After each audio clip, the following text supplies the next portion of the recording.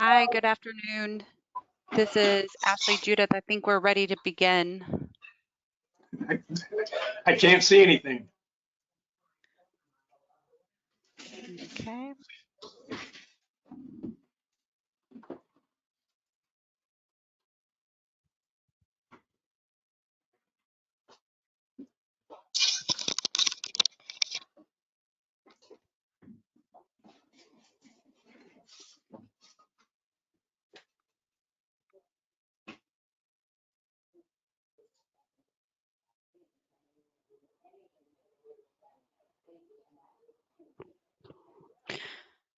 Okay, Jerry, we can hear you and we can see you. This is, you can't see us, we can see you. Okay. Well, how do I mean, I don't know what all this stuff is on the right-hand side. Show screen, webcam, audio. Which one can I see everybody?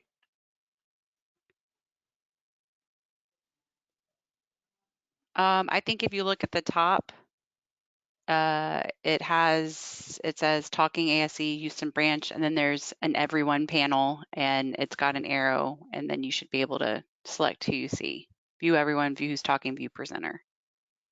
Okay, see audience view. Is that it? Show screen. I'll try that. Nothing.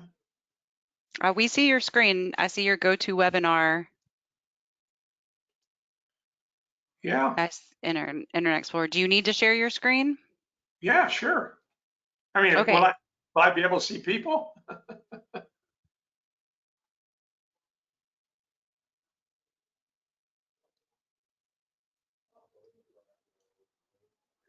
Hello. Hi. You can see me, but I can't see anybody. So I must be doing something wrong.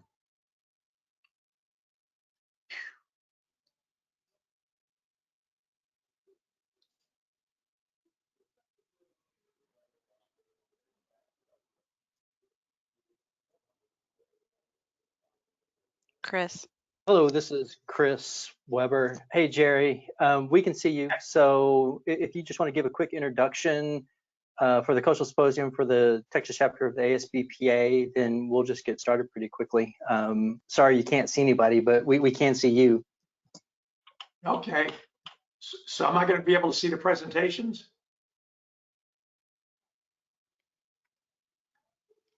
Yes, eventually. I think that's a technical question that we could probably answer offline.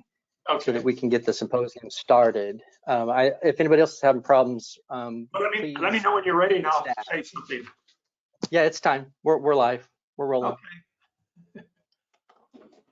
Hi, this is Jerry Moan, president of the Texas chapter of the American Shore and Beach Preservation Association, and welcome to our great meeting that we have planned with Texas COPRI for this afternoon. We tried to have a symposium last year, but canceled it because of the COVID situation. But this is our 5th symposium, mostly put together by Chris Weber, which we appreciate very much. I think you're going to enjoy the program that Chris and Ashley Judith has put together, and sit back, relax, and enjoy. Thank you so much. Thanks, Jerry. I want to say a special thanks to Ashley Judith and her team for setting this up. They've done a very good job of helping getting this started. I will turn this over to Ashley now, and we'll start moving through the presentations. Okay, give me just a second, guys.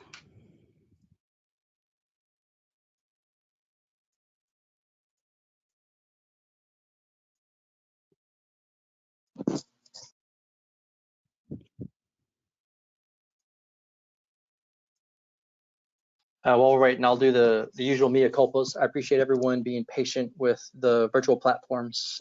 They always seem to be a challenge, no matter how many times you go through them. So we appreciate your patience, and hopefully the program we have will make it worth getting through these hiccups.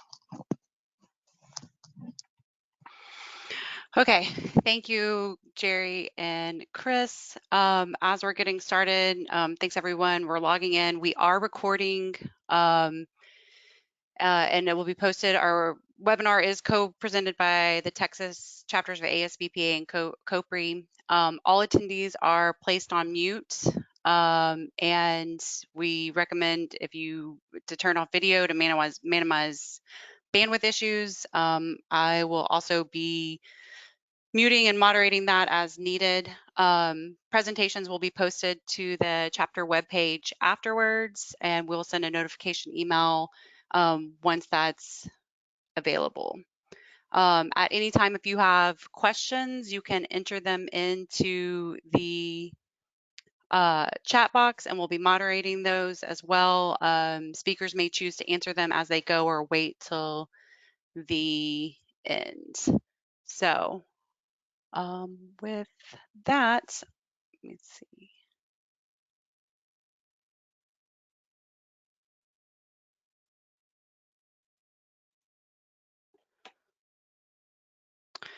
Okay, I am going to kick us off with an overview of the Texas chapter. Trying to share my screen, so bear with me.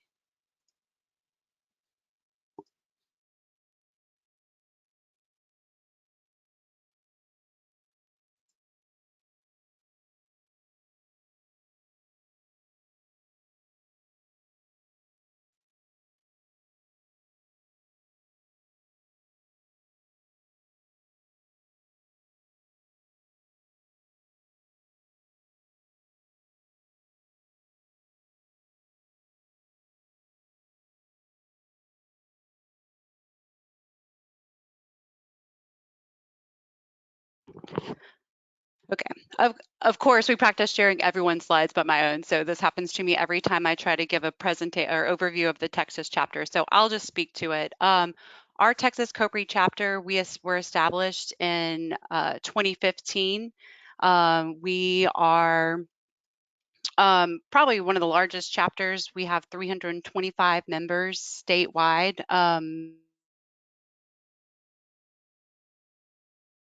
Primarily, the bulk of our membership is located in the greater Houston area. And so we are based out of that. We take advantage of the ASCE Houston branch through their registration links. I often get questions about, why am I registering through the Houston branch? It's just a matter of how we set it up in logistics. But using their infrastructure as far as communications and registration. We do coordinate with other branches in the state to get our information out, and with other organizations like ASBPA. Jerry's generous and shares our email communications with his membership. Some of the things we try to do in non-pandemic years is we like to host quarterly meetings. We usually do those in February, May, August, and November. And then we like to host a one-day conference where we can all get together and share technical presentations and, of course, network. We have a young members committee and have hosted a number of events near universities so that we can engage students. And we are also looking to um, grow our student membership by establishing or reestablishing COPRI chapters at universities in Texas, primarily along the Texas coast. So our chapter we are composed of an executive committee. We meet monthly, a membership committee that helps coordinate the quarterly meetings, the presentations and speakers. And helps try to expand our COPRI membership. Our Younger Members Committee that is hosting those events near universities and looking to establish relationships at universities to grow our next generation of engineers and scientists. And then our communication committees, and they manage all of our regular email blasts and our newsletter that we try to do semi-annually. I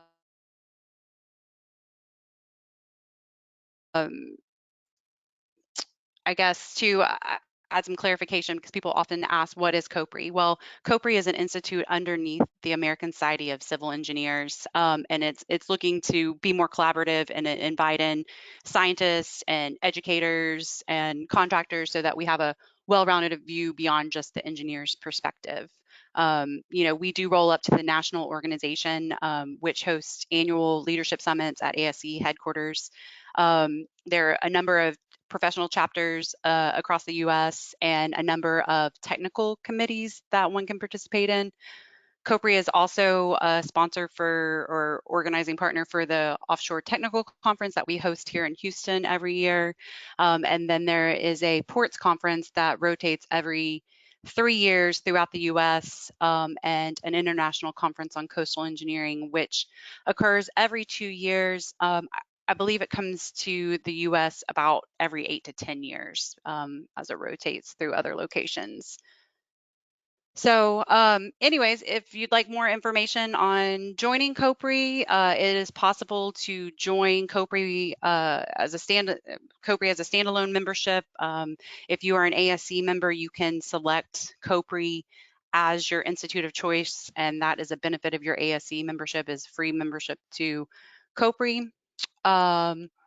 And I think that's about it. If you're interested in COPRI or have any questions about joining or partnering or presenting, you can reach out to myself or Chris Weber. And chances are there's somebody on this call that you know that is also involved. So with that, I think we will move into our next portion of our agenda, we have Lori Brunell. She's Director of Channel Improvement with the Port of Houston, and she's going to give us an update on Project 11, the Houston Ship Channel Improvement Project.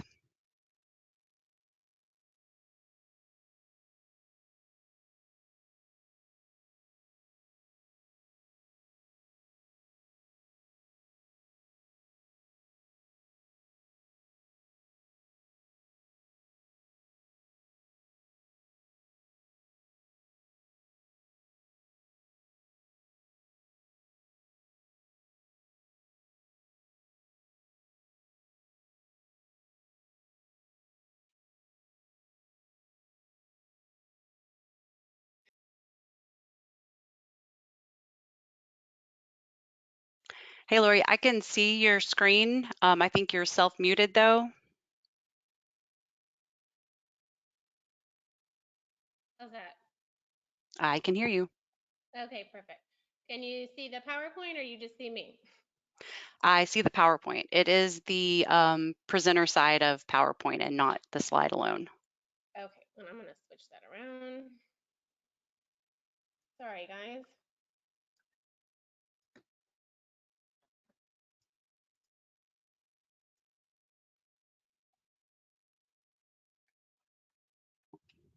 Does it look better? Let's get rid of this.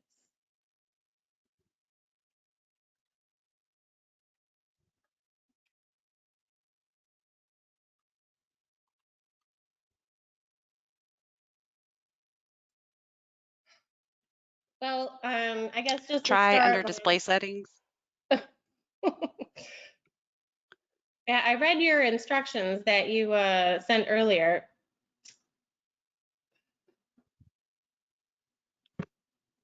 How about you just share the one I sent you last night and we'll do that.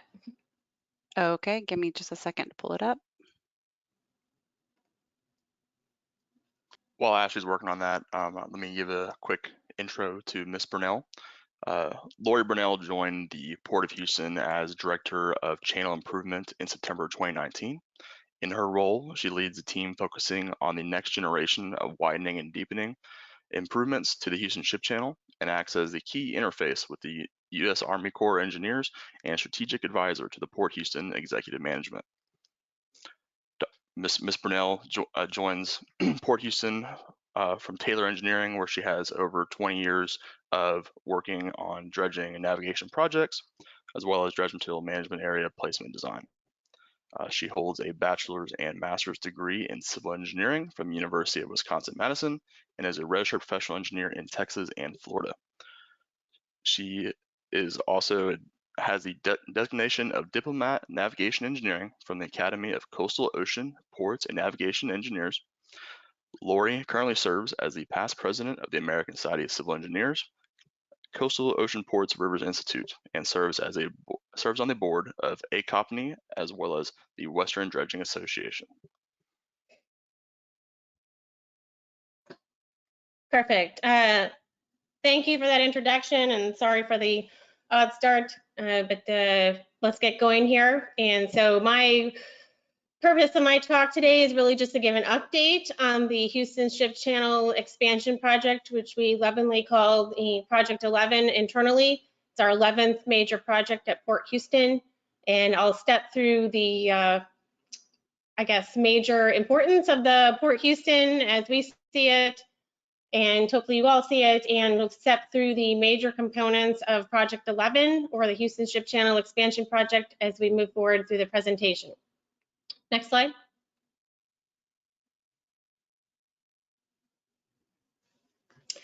So who is Port Houston? The Greater Port of Houston is a world-class port comprised of 8 public terminals, including 2 container terminals, as well as 200 private facilities.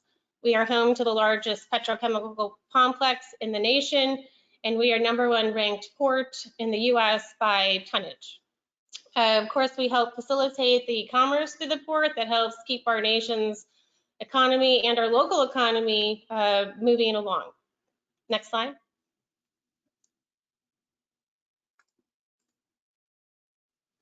So with that, we have about 74% of the cargo moving in the ship channel currently is liquid bulk, and the port has the largest energy pipeline and storage network in the country. We have an incredible 500 million barrels of liquid storage, and of that, that's what keeps our internal network moving, so to speak. Next slide. So the impact of the Houston Ship Channel in terms of jobs and economic impact is seen across Texas and the nation. It's kind of shown in these figures here on the slide. Next slide. And just this year, I think it's the first time ever, at least in the past 30 years, we've been ranked #1 domestically and foreignly by waterborne tonnage. And so we got that report just a few months ago from the Army Corps, even though it's 2019 information, but we're very excited to see that. We're also the top port for energy, petrochemical manufacturing, steel, and project cargo. And so what drives this growth? Next slide. Population. Population drives growth. This is a little bit dated graphic, but it shows Texas kind of moving into the 30% population growth across the country. Next slide. New energy and manufacturing projects drive growth. We've kind of left this data on purpose from 2016 because that's about the time that a lot of these projects will be coming online with the permitting and environmental regulations, but it shows a tremendous growth across the Texas coast and the Bay Area region that will drive the growth not only for the Port of Houston, but for the surrounding area development as well. Next slide. So diversity of cargoes is a little bit busy of a slide, but that is one of our greatest strengths at Port Houston. That also drives growth. Our container volumes, polyethylene, propane exports have all sharply increased in recent years, and crude oil is another vital revenue stream. Even though this segment has been hit hard recently, it's vital that we have the right infrastructure in place to facilitate the economic recovery and continued growth in this area. Next slide. So I guess getting to the main topic of hand, this is or will be our 11th major improvement project to the Houston Ship Channel. You can kind of see the dates on the other ones from the, I guess, from at least this slide, from the 1920s, starting with Project 6. Our most recent one was Project 10, done in the 2010 timeframe. Now moving about 10 years later, we do project 11, and we're already in the planning stages for project 12. So it kind of goes up.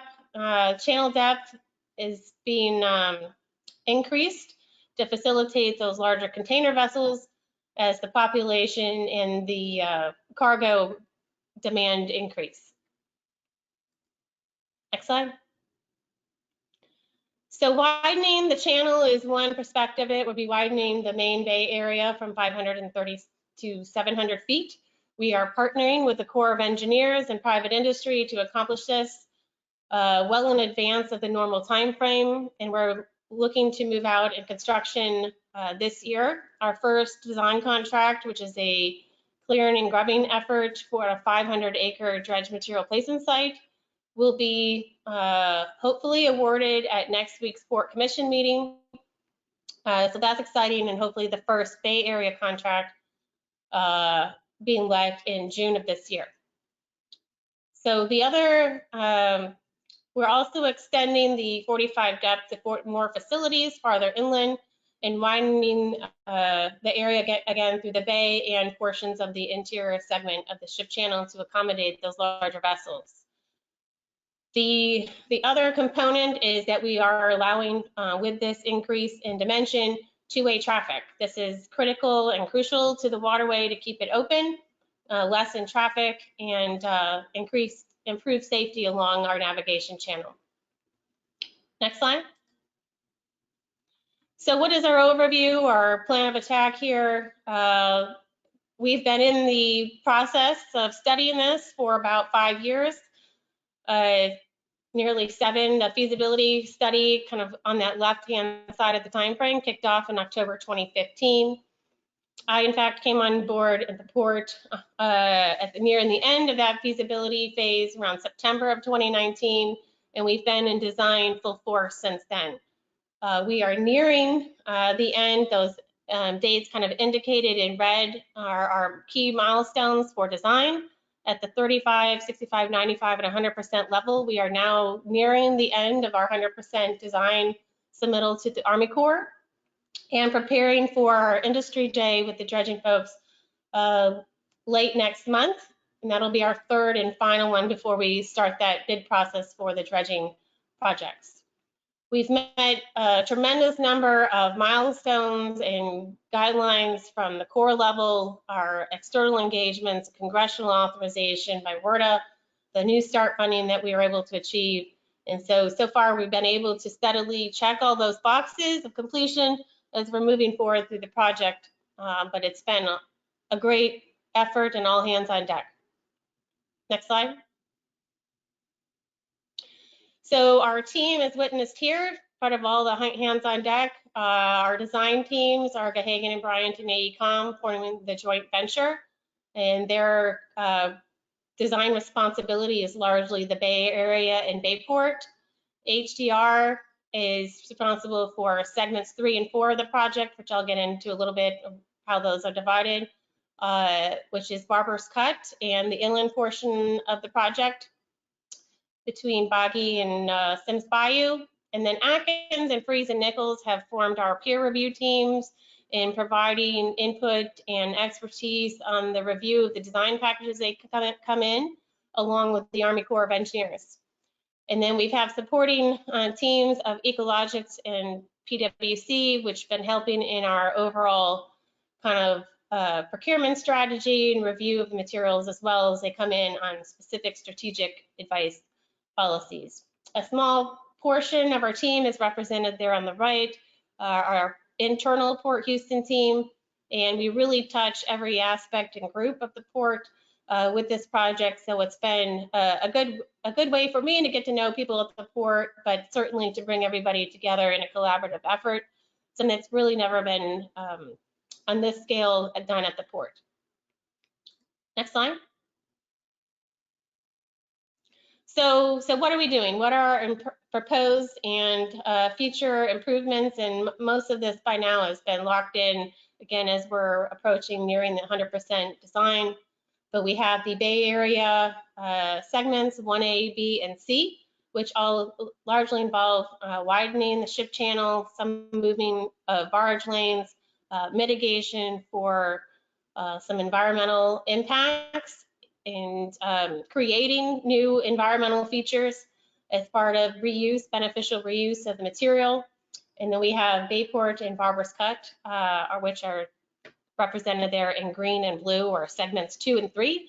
And then finally segment 4, which is near the Bellway 8 bridge, some deepening and widening in that effort, and a lot of the material being moved into core and port placement areas to either as a fill or to be placed into those final placement areas in the upland there.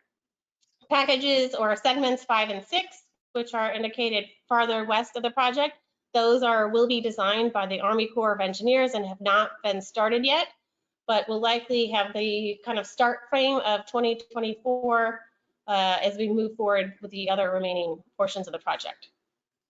Next slide. So the individual segments, we've split them down more so into design packages, and those are represented by those numbers 1 through 12 on the left. Fort Houston is designed with the design teams I mentioned earlier, packages 1 through 9, and again, segments 5 or 6, which correlate to packages 10 through 12, will be designed by the Corps. There's a brief summary on here of each package design description, what segment it impacts, and then design, award, and construct, and the approximate dredge volume in totality of the project for at least packages 1 through 9, totals roughly 28 million cubic yards. Next slide. The typical cross-section of the Houston Ship Channel is represented here with a negative 48 mean low water required depth and minus 50 mean low water over depth.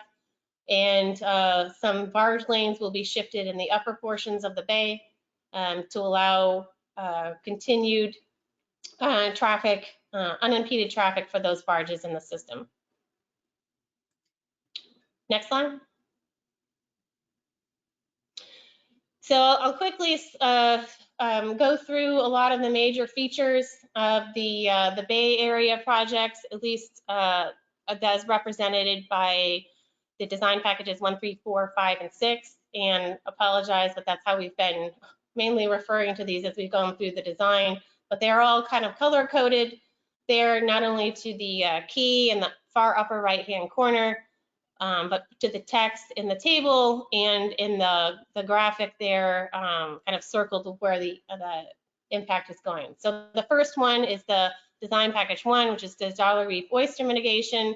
That package has already been 100% turned over to the Corps. They will actually be constructing that one when we finished the design a couple months ago now at this point, and it's kind of going through the Corps process, and that will be let in October this year, and that represents the national economic development for segments or for that portions of the oyster mitigations for the NED portion of the project.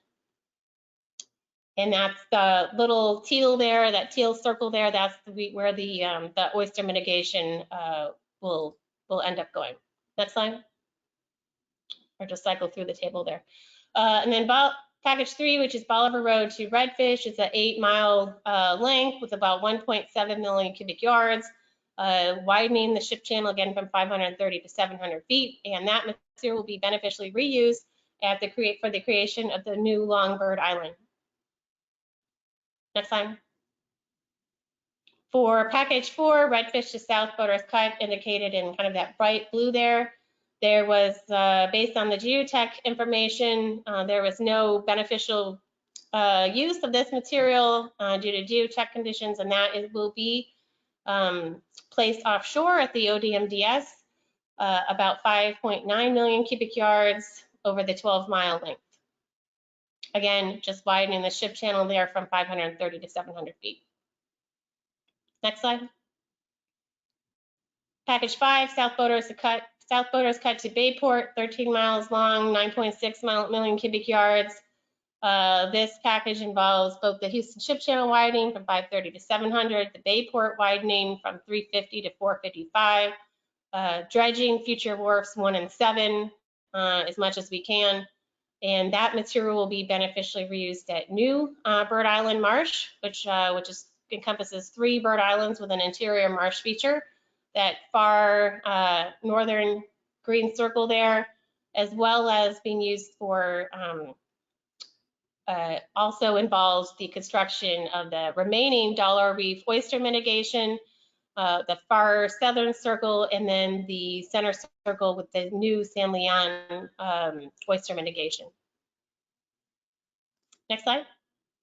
And then finally, kind of wrapping up the Bay Area packages, package 6, Bayport to Morgan's Point, 4.3 miles, 3.3 million cubic yards, involves the 530 to 700 feet Houston Ship Channel widening, relocation of barge lanes, Marsh 11 construction, and rehabilitation of Marsh cells 7, 8, and 9, all kind of indicated in that magenta circle. Moving on to Barbarous Cut. A little bit more of unique and kind of more structural features in this. This has been a demanding project in terms of design and full-on attention with some pipelines intersecting in this area, but basically involves widening the channel by 155 feet to a total 455 foot width, about 2.8 million cubic yards, and the entrance of the channel, kind of shown there in the red to magenta circles, will allow for the area being widened to create a turning area so the ultra-large container vessels can turn out of the Houston Ship Channel and then back into the first 2 berths at the container terminal. So very, kind of very important key effort for the future use of that terminal. We do have a lash dock, which is kind of that feature in the lower right graphic impact there, and a lot of work has been done with the creation of pretty substantial seawall or cutoff wall construction on the north end of Barbarous Cut, right along the southern portion of Stillman Island. There's a pretty significant enterprise pipeline there that we've had to avoid and work with them in detail. And then on the southern piece, on the south east corner of the facility, the Morgan's Point, is another also small bit of shoreline stabilization going in there. This material, next slide, will be used beneficially. There's been a lot of bug coordination or beneficial use group coordination, habitat protection creation, and that material will be placed into a M12 beneficial use site just south of the Cedar Bayou Channel. Next slide. Moving farther inland, which we call segment 4, which involves design packages 2, 8, and 9 between Boggy Bayou and Sims Bayou. This area will be widened and deepened to 530 feet or 46.5 feet mean level water, and placement area development of both those sites indicated there in red and the dredging impact indicated there in yellow. Next slide. Design package 2, which is the one that was placed out for bid about a month and a half ago. That one's supposed to be awarded next week at our Port Commission meeting, and that basically involves the site clearing and grubbing and concrete demolition of a 500-acre site. This is an old World War II era bunker area used for ammunition storage. There's about 52 major bunkers that will need to be removed, but most of the effort aside from that is solely clearing and grubbing. So we're very excited about that project being kicked off, hopefully in the May timeframe, in full force to get that site ready for the eventual construction of a upland placement facility. Next slide. So that upland placement facility will take place the construction of that, about a year, hopefully, from the NTP for that package 2, that site clearing and grubbing. And that site will involve the Bellway 8 or dredge material placement area construction over a 315 acres. So we're not taking the entire 500 acres with the about a 10-foot dike height and a 15,000 foot perimeter. There's been substantial pipeline coordination, and but basically the material will be hydraulically pumped, dewatered, and the return water being returned to the ship channel in this area. This site will eventually be dewatered, and the material kind of spread out across the whole site, and that will be developed as a future port facility property in the future. Next slide.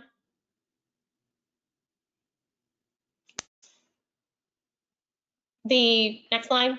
The further west site that was shown on that graphic with the 2 red sites, that was called East 2 Clinton. This one's actually under development from our 95% design, under revision in coordination with the Corps. Originally, it was going to be a 35-foot dike height, and we're revising that to a 10-foot high dike, but still using the entire 80 acres. And this site will be turned over to the Corps for future maintenance material as the project progresses. But between this site, Bellway 8, and the Corps' existing East-West Clinton site, located in the vicinity of those other properties, that that will take the total comprehension of the material from this area, for mostly to be, all of it to be actually placed on the upland portions of the project. Next slide. And our final package, of course, is the dredging of this segment. Approximately 4.2 million cubic yards will be placed between 2 of the sites. East-West Clinton, actually, East 2 Clinton is being constructed for future Corps maintenance, but we did that in the coordination with the Corps and the ability to use their existing site, East-West Clinton. But again, this site has been, or this portion of the project, a lot of pipeline relocation, coordination. I think there's about 8 pipelines that need to be relocated, all within a very tight corridor. So that's been a big lift, particularly for this section of the project. Next slide. So a lot of the questions we get asked are, you know, what are you doing for the environment as part of this project? And I kind of hit on a lot of those as we were going through the different elements on a very high level of the project. But bird islands, oyster reefs, marsh, and air quality, I'll kind of touch on those in the next couple slides. So we are constructing 4 new bird islands, 3 of them being in that marsh complex up to the north there. And then the southernmost new bird island is New Longbird Island, all meant to, you know, really beneficially reuse as much of the material as we can through the project. Next slide. Oyster reefs, about 350 acres of replacement oyster reef pads are being constructed, with both those reef areas occurring in San Leon Reef and Dollar Reef areas. And then finally, the marsh for providing wetland, next slide, and shallow open water habitat through the development of the New Bird Island Marsh Complex and M11 and M12, all located roughly in the same area there, up to the northern end of the Bay Area portion of the project. Next slide. And then finally, air quality was a big push to try to reduce shorter wait times and decrease turnaround distance. So with that wider, safer channel, we'll have certainly a lot less ships waiting in the bay to come in. With that 2-way traffic, will allow less congestion, certainly out in the bay. Initial 3% reduction of NOx from the vessel emissions is expected, and then over the next decade, after project implementation, we expect to incrementally reduce our annual air emissions by 7%. Next slide. So finally, I guess just to wrap up a bit of the schedule, package 1, which is the Dollar Reef oyster mitigation, fully designed by the JVs, being turned over to the Corps for construction in this fall. Package 3 through 9 are likely to be advertised, balancing the risk, schedule, and cost of all those packages. And when we get that developed, we're currently in negotiation with the Corps on the project partnership agreement, the project management plan, and how those things are going to be phased through the construction portion of the project. But we are targeting this summer, or at least the second quarter of 2021. But our kind of line in the sand right now, so to speak, is June. End of June is what we're targeting. So that's exciting as we kind of, again, phase out the end of the design and move into construction. Our first, looks like our first package will be awarded in April, which is actually going to be now next week, which is that site clearing and grubbing. So we're kind of planning a mini kickoff event for Project 11 and just getting that started, hopefully, and it times well with Infrastructure Week, the second week of May. So that times out well. And then the core packages, or the westernmost segment of the project 10 through 12, those will be advertised in 2024 or later, depending on their budget and their ability to start on the design. Next slide. So finally, success requires partnerships and collaboration, where we've been able to successfully check all our milestones, and through these, this year-long kind of design effort, we're kind of now creeping into, 3 months past that, 15 months kind of design process. It's been a tremendous effort, which could not have been done without, the teams that I shared above, JV, HDR, our peer review team, certainly the Army Corps of Engineers. We're all, working together through industry and our state and federal agencies to really make this happen for the state and the nation. So it's been a very exciting and challenging year, and it's certainly, the last 5% of any design effort always seems to be the most strenuous and stressful, and we're kind of right in that mix right now. So really looking forward to going through these final design processes with the Corps, getting those boxes checked and moving into construction. But certainly the next couple of months are key to making that timeline and the construction process after that fall into place. But so far, we've been hitting every milestone major milestone that we've checked off. So that alone has been a huge success for everyone involved. And so that does not, go unsaid very lightly. Lastly, open for any questions. If you could go to the next slide.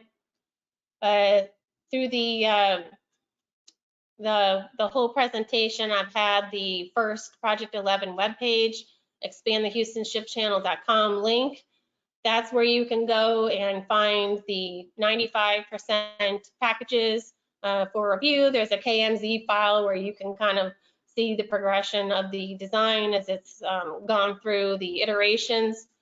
You can email the project team, project11@porthouston.com, or contact me directly at the email, or that's my personal cell phone, work cell phone, if there's any questions. But certainly, it's my pleasure talking to you all.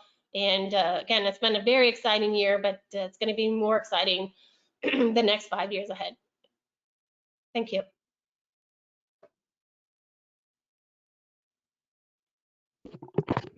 Thank you, Lori. I don't see any questions in the chat or in the question box. Okay. But thank you so much. It is going to be exciting. Construction is going to be fun. Yes. Thank you all. Thank you.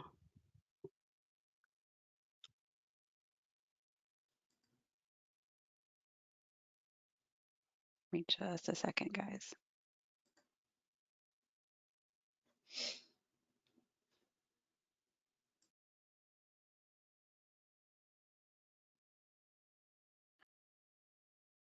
Our next presenter is Mr. Geir Kalhagen. He is the director at TxDOT Maritimes Division. Mr. Kalhagen brings over 30 years of direct experience in the global supply chain, with an emphasis on core proficiencies in the maritime sector, global logistics, and international commerce. Mr. Calhagan's global experience in the private sector, along with his tenure as CEO and Executive Director in the Washington State Public Port System, has led to recognition and appointments to national and international organizations. Can you hear me? Yes, sir. Okay. Do you have a copy of the presentation? I can't see the presentation on my screen right now.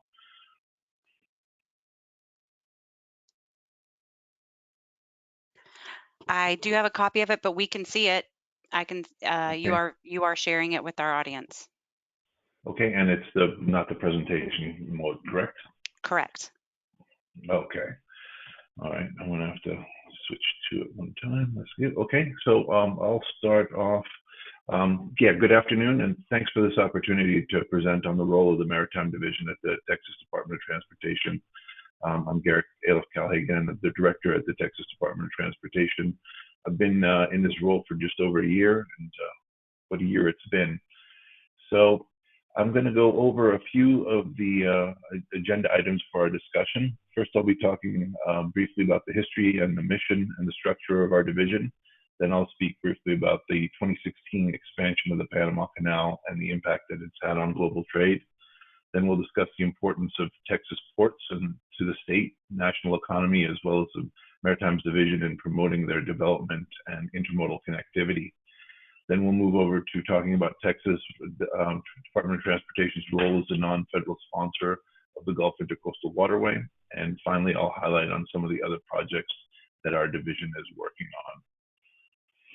So let's see here. The Texas Department of Transportation was established in 1917 as the Texas Highway Department. And that name implies since the department's inception, most of its resources have been directed towards planning, improving, and maintaining the state highway system. And this is because many of the department's funding streams are dedicated to the state's constitution to fund projects on public roadways. Constitutionally dedicated funds cannot be used for any other modes of transportation. Nonetheless, the department's new mission statement, Connecting You with Texas, means that we strive to deliver safe, reliable, integrated transportation systems to move people and goods regardless of the mode, and the Maritime Division's key player in fulfilling this mission. Let's see here.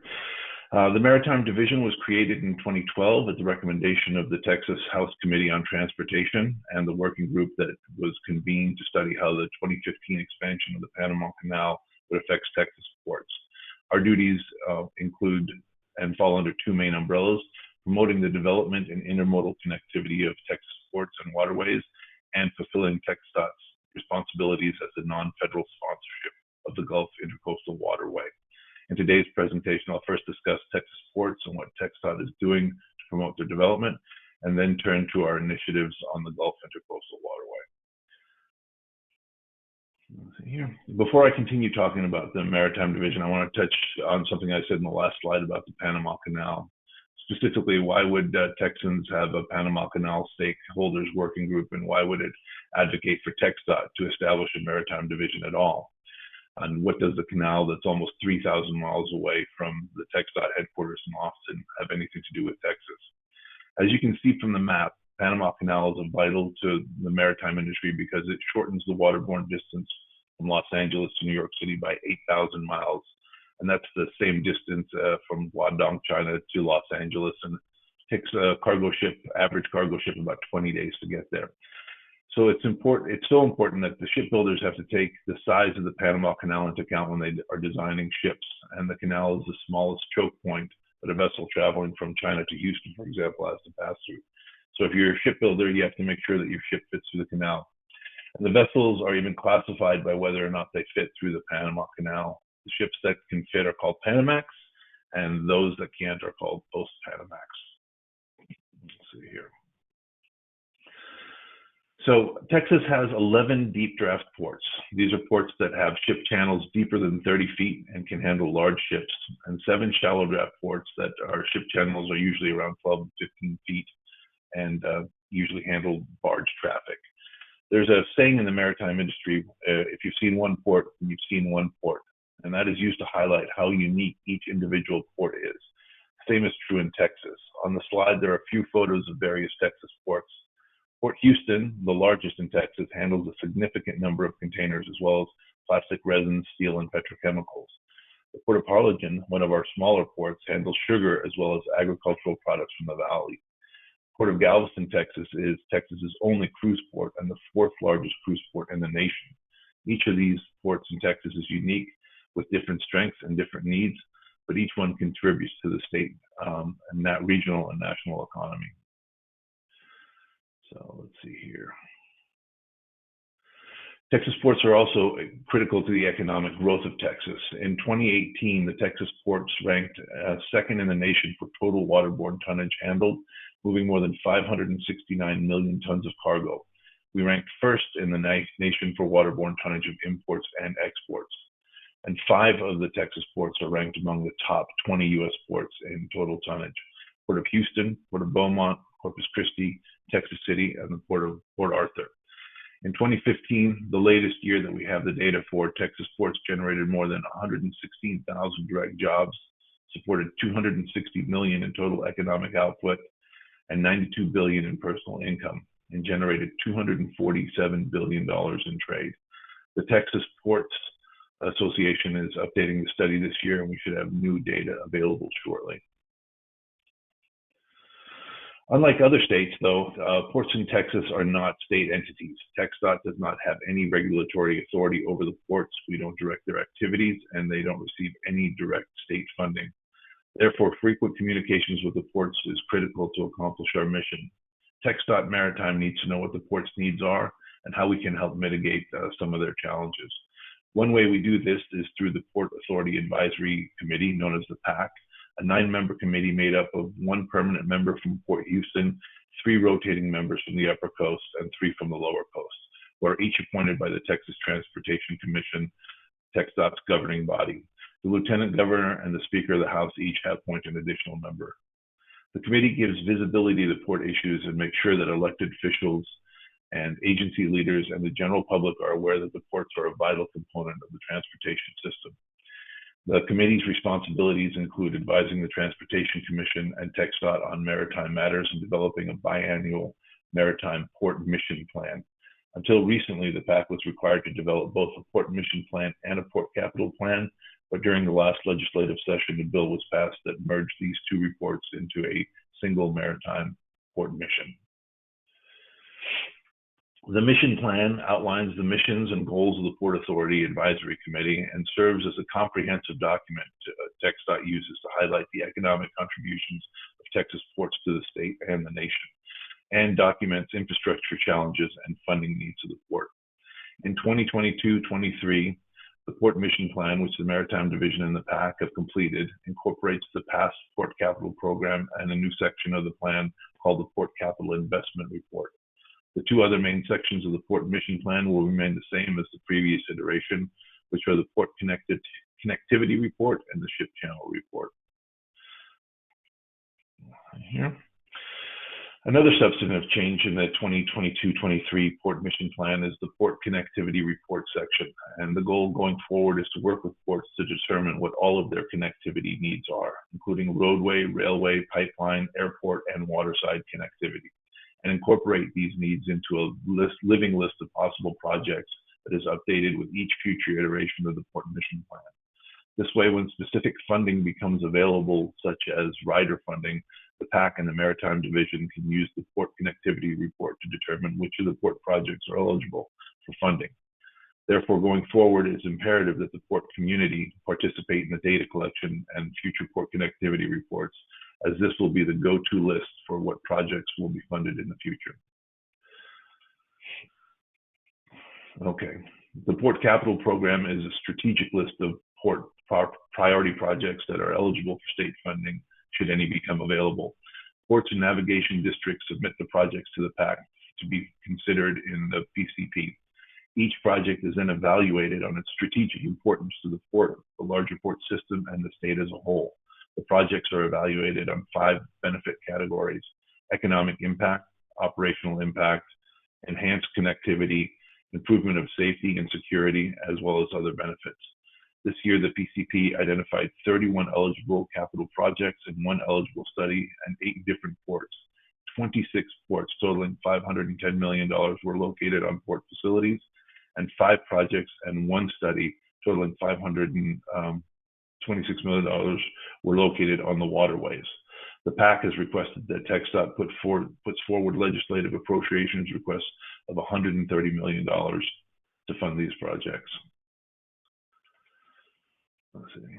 In 2017, the Texas legislature created the Ship Channel Improvement Revolving Fund, known as the SCIRF, to finance congressionally authorized projects to deepen and widen ship channels in Texas. These projects will help the ports handle bigger ships that may call on Texas ports after the expansion of the Panama Canal. There are 5 projects eligible for funding: Sabine Natchez Waterway, Freeport Harbor Channel, Corpus Christi Ship Channel, Brazo Island Harbor Navigation Channel, Brownsville, and Cedar Bayou Navigation Channel. The fund has not yet been capitalized, but the PAC has also requested the agency submit a legislative request to fund these projects. And the Ship Channel Improvement Report identifies and analyzes the projects eligible for the fund. Details inside include current and proposed depths, channel improvements, features, cost breakdowns, and cost benefits. Okay, as I mentioned earlier, because of constitutional prohibitions, the state has no real mechanism to provide direct funding for Texas port operations or their capital budgets. Over the past few sessions, however, the legislature has begun to see the value of investing in ports. Since 2015, they've authorized $100 million in funding for landside port connectivity projects to help ports improve the last mile roadways that connect their gates to the state freight network. With funding from 2015 and 2017 authorizations, TxDOT approved grants for 20 projects along the coast that improve and widen roadways, add truck queuing lanes, improve signage and gates at rail crossings, and upgrade intersections near our ports. We are currently scoring applications of the 2019 rider funding and expect to award grants this summer. Now we've completed 2 cycles of funding authorization, and it appears that this may be a regular source of funding, but the Maritime Division is beginning to formalize the grant application process by establishing the Port Access Program, and we're required that the ports work with TxDOT district offices to ensure that these project readiness for their grant applications are trying to work these projects into TxDOT's more regular planning. Okay.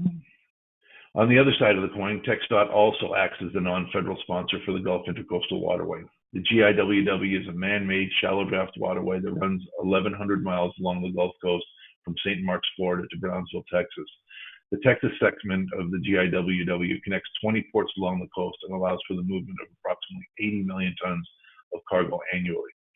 The GIWW is an integral part of the supply chain for Texas petrochemicals and manufacturing industries. About 90% of the cargo each year is classified as petroleum or chemical products. In 2016, U.S. DOT approved TxDOT's application to designate the Texas segment of the GIWW as Marine Highway 69, which was a significant step for the corridor and for the state. This designation makes certain projects along the waterway eligible for grant funding. Since the waterways is man-made and traverses several rivers, silt accumulation is frequent and dredging is a constant concern. Shoaling is particularly significant where the Brazos and Colorado rivers intersect with the GIWW. In the 1940s, to manage these silt flows, the U.S. Army Corps of Engineers constructed a set of floodgates at the Brazos River and locks and the Colorado River. Although these infrastructure improvements do help reduce shoaling, they have created their own set of delays and difficulties to navigation. In fact, the floodgates at the Brazo River are now considered the biggest challenge to navigation along the entire length of the Gulf Intercoastal Waterway for the Texas portion.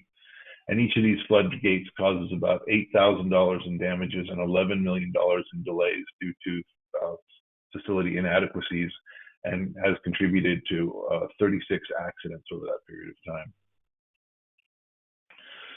While maintenance and the capital improvements of the GIWW are the responsibility of the U.S. Army Corps of Engineers, the Maritime Division works closely with the Corps since the waterway is so important to the Texas economy. The TxDOT has partnered with the U.S. Army Corps of Engineers to complete a feasibility study for the structural improvements at the Brazos River floodgates and Colorado River locks. The study, eloquently called the Gulf Intercoastal Waterway Brazo River Floodgate and Colorado River Lock System Draft integrated feasibility study and final environmental impact statement, that's a mouthful, was completed earlier this year and recommends, 1, removing the existing gates on both sides of the river crossing at the Brazeau River flow gates, constructing a 125-foot open channel on the west side and a new 125-foot wide sector gate structured on the east side. The new gate will be set back about 1,200 feet from the existing gate structure to provide increased safety and efficient vessel operations. At the Colorado River locks, the recommended plan would be to construct a new 125-foot gate structure at the east and west side of the river, and these gates would be set back about 1,000 feet from the river crossing to improve vessel operations. The first cost of this plan is estimated at about $410 million, which includes construction and the value of the lands and easements and right-of-way relocation. Getting federal funding for the construction of this project will be a long process, but we made significant progress earlier this fall when Lieutenant General Semonite signed the Chief's report, which states that the plan recommended by the study is economically justified and environmentally acceptable. The Chief's report has been submitted to the Assistant Secretary of Army for Civil Works for review, and following the review and approval, it would be submitted to Congress for the authorization and funding. The process of congressional authorization and funding can take years, but both TxDOT and the Army Corps of Engineers recognize the importance of this project and look forward to the eventual project construction and completion. So briefly to wrap up, I'd like to touch on a few of our current initiatives. First, the Maritime Division is working to complete our 2 statutorily required reports, the Maritime Port Mission Plan, which I already discussed, and the GIWW Legislative Report. We have selected a consultant to complete the mission, and we have kicked off the project by contacting the ports to begin collecting data.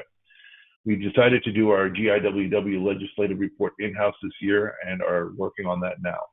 The report includes an assessment on the importance of the GIWW. It identifies possible problems and solutions, evaluates the needs for significant modifications to the waterway, and identifies specific recommendations for legislative action. We are also beginning a wayfinding study. Actually, we're halfway through that now, which will look at statewide information signs that might help ports in Texas improve the movement of freight. And finally, we're working with Texas A&M Galveston on an interagency contract to study how very large crude carrier terminals might affect TxDOT's Port Arkansas Ferry. So that about wraps up what we're working on and what the Maritime Division is interacting with the Maritime segment of the Texas Maritime Ports. And if there are any questions or comments, I'd be happy to take them. Otherwise, you can reach out to the Texas Maritime Division through our website at the Texas Department of Transportation.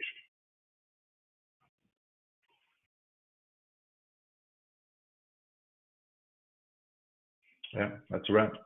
Thank you. I am not seeing any questions from the audience. Okay. Awesome. Thank you so much.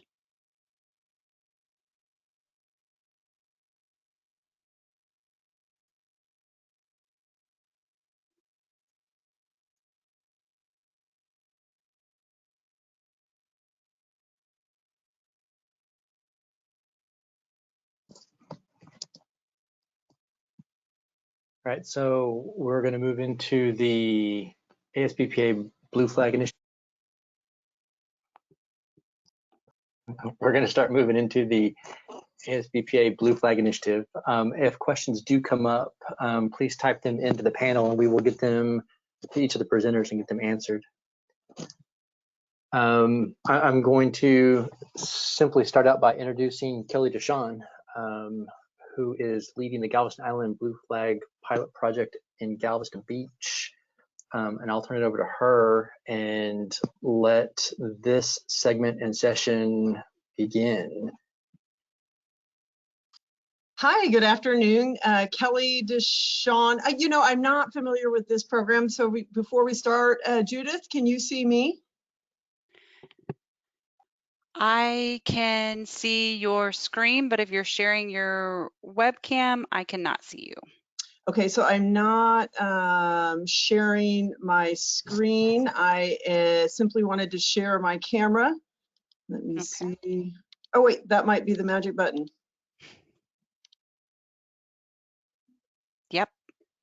Great, good. Wonderful. Hello, good So we can see Lynn. Yeah. Oh, well, We yeah, that's cannot not see Kelly. you, Hi, Kelly. Lynn. I Although was Lynn like, and I are going to change jobs, we've decided. We do the same thing in different places in the world. So perfect. I guess Lynn hasn't told her boss that yet.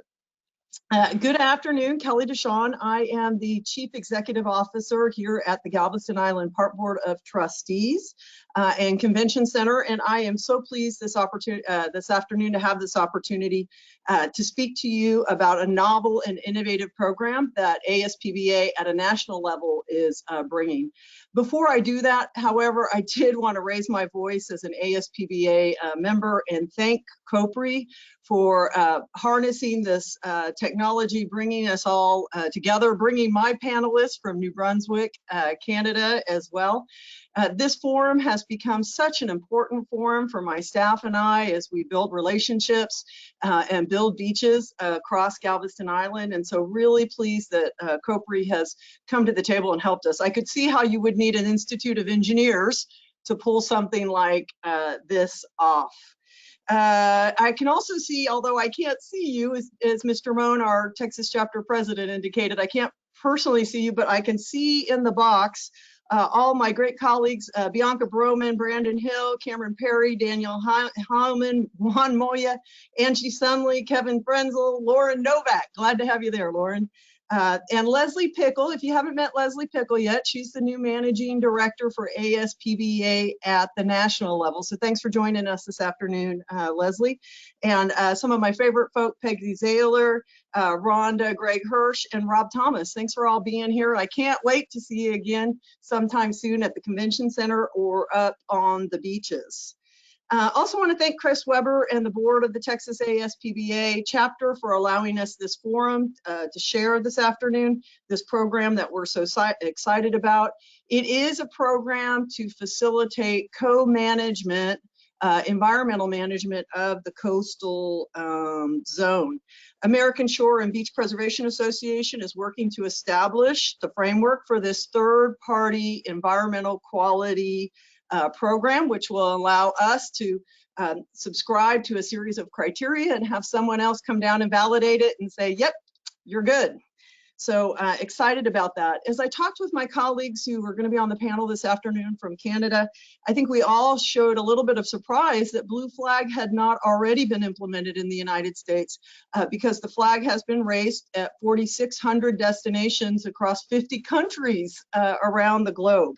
But now Blue Flag can give the check and say they've got a full portfolio as Texas beaches come on to the program.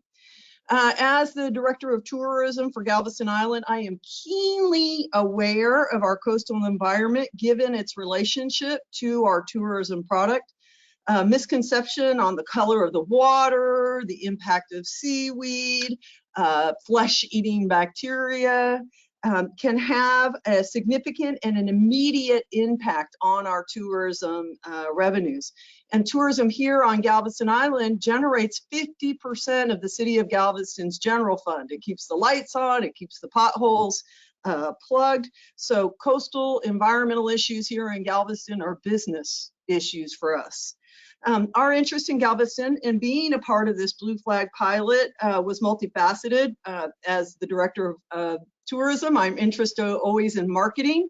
And as I indicated, we've got some constraints or some challenges down here. And so having an independent third-party validated ECHO award is a great thing from a marketing perspective. The other thing I'm excited about is the opportunity for co-management. As we begin to delve into what are some of the issues with our water quality, where is the runoff going, how are we managing in environmental contingencies and emergencies. This format requires shared problem solving and responsibility for these issues. It's also a great way to communicate environmental stewardship to the visitors, communicate. And again, as a tourism person, my interest is in creating an interesting and unique experience on Galveston Island, something you're not going to get up in Houston or Dallas. And so how do we take that opportunity at the same time to educate people? And by educating them about our environment, communicate to them how special the place is and how special Galveston is as well. And then also you'll see through the program that it establishes a threshold of minimum services that we should be providing to beachgoers on the coast. Our task over the next hour is to introduce you to this program and hopefully gain your interest and support. To achieve this, we've brought an impressive and fun lineup for you this afternoon. We brought in both the National Coordinator for ASPBA, Ms. Annie Mercer, as well as representatives from one of North America's finest beaches in Canada, Parley Provincial Beach Park. Michelle Mollett and his colleague Lynn White, who you got a sneak peek of right there. Parley boasts the warmest saltwater in Canada. It's been awarded the Blue Flag International Eco Certification. It's wonderful. If you get up on the site, it's home to a series of nature-based tourism assets, parks, trails, beaches, and then also, most notably, home to the world's largest lobster sculpture. Definitely worth checking it out on Google. The format today will be two presentations by Annie Mercer, the National Coordinator, and then a joint presentation by Michelle and his colleague, Lynn. And then we'll have some discussion between us. As Chris and Judith indicated in the beginning, the chat box is being moderated, and so if you have any questions for us, just drop them in there. With that introduction now, I'd like to start by introducing Miss Annie Mercer. Annie has a BA in psychology from Fort Hood College. She's also got a master's in, check this out, forensic and legal psychology with a concentration in intelligence studies from Marymount University. Not really sure what she's doing down there on the beach, but I can tell you after working with Annie for a year, glad she's with us on our side. Very bright young woman. She interned at ASPBA for the Governmental Affairs Committee, worked on a white paper for local funding for coastal projects, and then she served as the 2020 ASPBA Fellow. Annie was born with sand between her toes. You might have known her as a younger woman with her father out at Coastal Transplants, and they've been working to install vegetation and sand fencing along the eastern seaboard. So Annie, delighted to have you here today. Thanks for all you've been doing, and the floor is yours. Thank you. I'm not really sure what I'm supposed to talk about now that Kelly's given such a good introduction. If I could be made presenter. Thank you.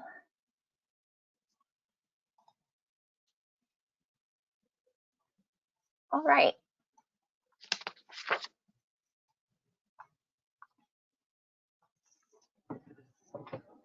So again, my name is Annie Mercer. I am going to be giving a Annie, you're in presenter mode. We can see your notes. Well, that's not what I wanted to do. Ta-da. Okay. My name is Annie Mercer, and I'm going to be giving a top-level operational view of the Blue Flag program in the United States and where we are in the implementation process. As Kelly said, this is an eco award for beaches, marinas, and tourism boat operators. It operates in over 46 countries and has over 4,600 sites. It's been operating internationally since 2001 and has over 30 years of experience in operation. This is an effort between the community, federal partners, state partners, national partners, sponsors, lots of different people getting involved in order to allow this program to be successful at its different sites. ASBPA is focusing primarily on beaches first, then moving into the marina and tourism boat sphere because beaches are what we know best. And so today's information will be on beaches only, but if you're interested in the marina or tourism boat aspect, please feel free to contact me after the presentation and I can get you more information. So there are 5 steps to implementation in a new country. In the past 2 years, ASBPA has completed 3 out of the 5 steps to this implementation, what I call the paperwork phase. And we're now in our action year, which is carrying out the pilot phase and hosting the national workshop. All 4 of our pilots actually were decided to move forward from the international jury this week. And so we're really excited to be working with all 4 of our pilots in the upcoming year. And so I'm going to be talking about what pilots are going to be working towards, what benefits communities will see by joining us in the process and implementation of this Eco Award at their beaches, and then the criteria and a little bit about the application process, and our last point, the hosting of a national workshop. Okay. So the Blue Flag program is one of 5 programs that is run by the Foundation for Environmental Education. Their main focus is promoting sustainable development through environmental education. And so a lot of the program goals do align with the UN's Sustainable Development Goals, so they might be familiar. And several of the specific criteria support those broader goals.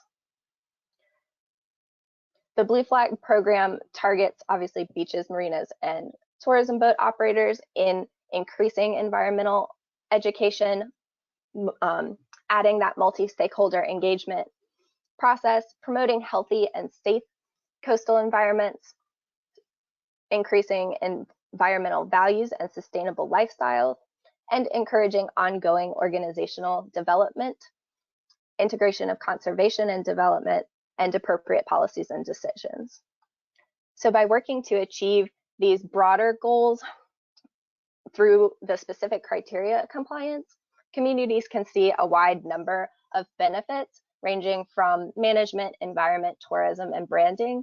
So Kelly spoke very specifically to Galveston's, but I'm going to go ahead and give a little bit of a broader brushstroke. So as Kelly said, the Blue Flag program provides a framework, and that's a framework for new operators, operators that are looking to expand in new ways, the services at their beaches. But many beaches in the US already work within this framework. And so I think one of the biggest benefits this award gives is recognition for good practices beaches are already engaging in every day. We're not asking anybody to reinvent the wheel. We might ask you to extend some of your options and services or push yourself, but everything we're asking for is achievable. Then further, surveys of national operators and beach managers done in 2011 found that 75% of respondents believed that environmental conditions had increased at their sites since implementation of the Blue Flag program. And the same study found that 28% of those respondents, which were national operators and beach managers, saw a positive impact on public awareness, and an additional 55% saw some positive impact. They also found that local and international tourism increased at their sites. And a follow-up study was done with beach users in 2013 that found that 88% of beach users would recommend a Blue Flag beach to others, and 62% were found to have considered the Blue Flag before attending a specific beach site. So these statistics really highlight that the program does have an effect on environment, but it also has an effect on public awareness, public choices, and the branding of your beach.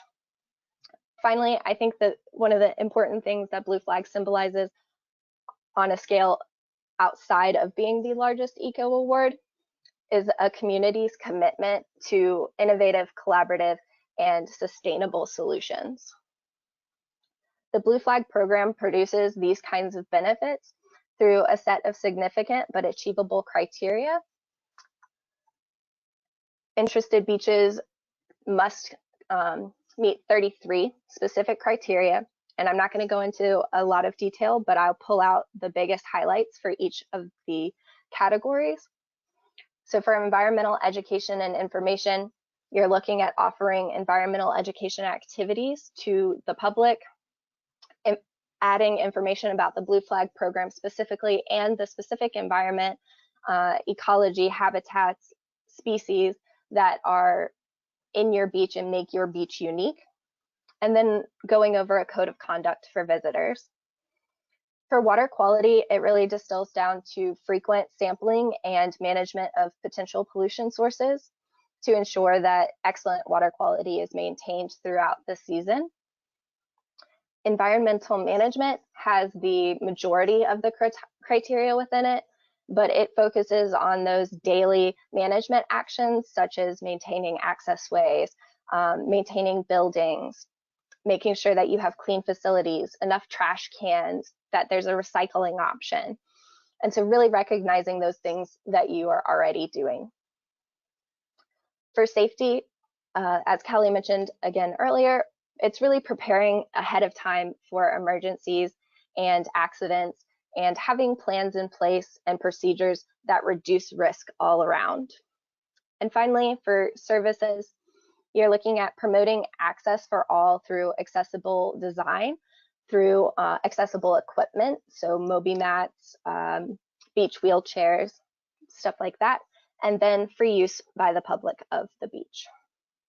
So these must be met throughout the season in order to maintain the award and are evaluated annually to maintain the transparency. So we've looked at some benefits, we've looked at the criteria, and now I'm going to walk you through the application process for interested beaches. The first portion is an assessment. So when an interested beach approaches the national operator, we will discuss with them where they are in their compliance. So a red, yellow, green self-assessment of, yes, I'm meeting that criteria. I'm kind of meeting this other one. It'll be a small tweak, or no, I'm not meeting that at all, and it might be a heavier lift. And that just allows both you and the staff to know what level of support you're going to need throughout the process. Once that's completed and submitted, we'll work with you through workshops on the different criteria and making sure that you're coming into compliance as easily as possible. I am here to make this a painless process. And so right now we've focused on water quality information boards, environmental education activities, and the application process and the application itself. And then I'm hoping to expand upon that as the year goes on. So then finally, the application itself will be open in the fall of each year, and you'll have until the beginning of December to complete it. It goes through several questions about each criterion to make sure that you're meeting them, and it will be reviewed by myself, and we'll go back and forth to make sure that all the materials are there, and then I will prepare it to be submitted to the national jury. The national jury meets in January to review applications and make a decision on promotion or whether you need to go back and look at your criteria again. So I would then inform you of what decision the national jury made, and then prepare your materials to go to the international staff and international jury for review. Right now, the international jury includes stakeholders from coastal organizations, water quality agencies, and nonprofits, as well as environmental and safety stakeholders. The international jury meets in April to review all country applicants for the Northern Hemisphere. So we are beholden to some deadlines based on the fact that we're in the Northern Hemisphere. And so that announcement was made last week, which is how we got out all 4 of our pilots, which is really exciting. And then all public announcements on the international website will be made May 1st, which will be the first day that you can fly your flag. May 1st also designates the first day of the Northern Hemisphere season. So whether or not your beach goes from May to May or May to September, the first day you can fly your flag will be that May 1st deadline. And then during your season, either I or international staff would go and verify compliance by doing site visits. And that way we can continue to support you throughout the year with any issues that may come up, any suggestions you might need help with, etc. So our last action item is going to be our national workshop. We're going to hold it in, at the same time as the ASBPA National Coastal Conference in person in New Orleans, September 28th through October 1st. There's going to be Blue Flag dedicated sessions with presentations and panels, and then the opportunity to meet staff, our pilots, see how they've been going through the process and what ideas and support they can give you for interacting with the program, as well as national jury members. And so that's our program from the top level. And if you guys have questions, please feel free to put them in the chat. And I know Kelly has some prepared as well. This is my contact information if you need any more information. Thank you.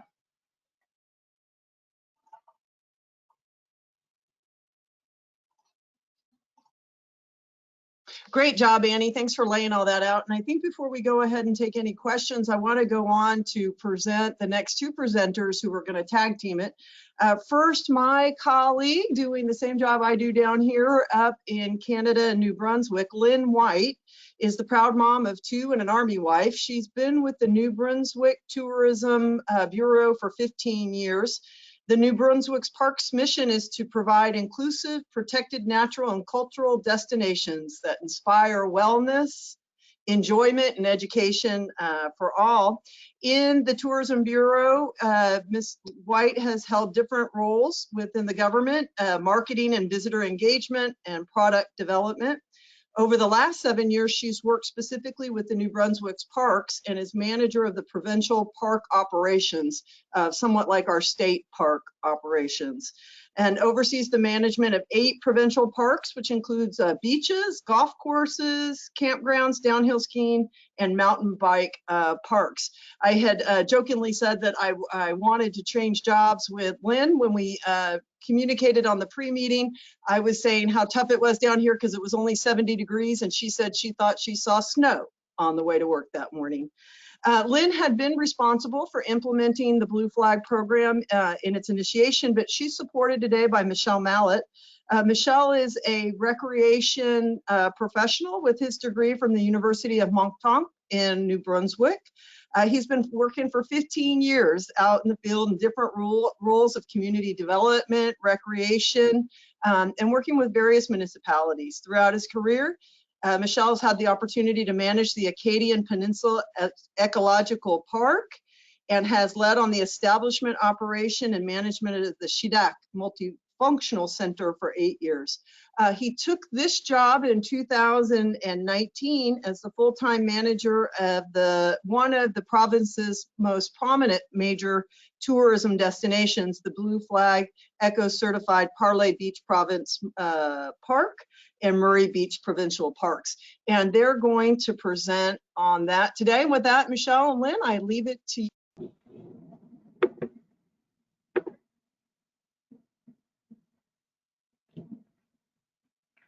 Can you hear me? Yes, we can. All right. Welcome, Lynn. Welcome, Michelle. Thank you very much. And you know what? It was snowing again today here. So. Mother Nature just doesn't want to let us up for some nice weather yet. Michelle, you going to put up your presentation? Yep. Hello. So everybody can hear me?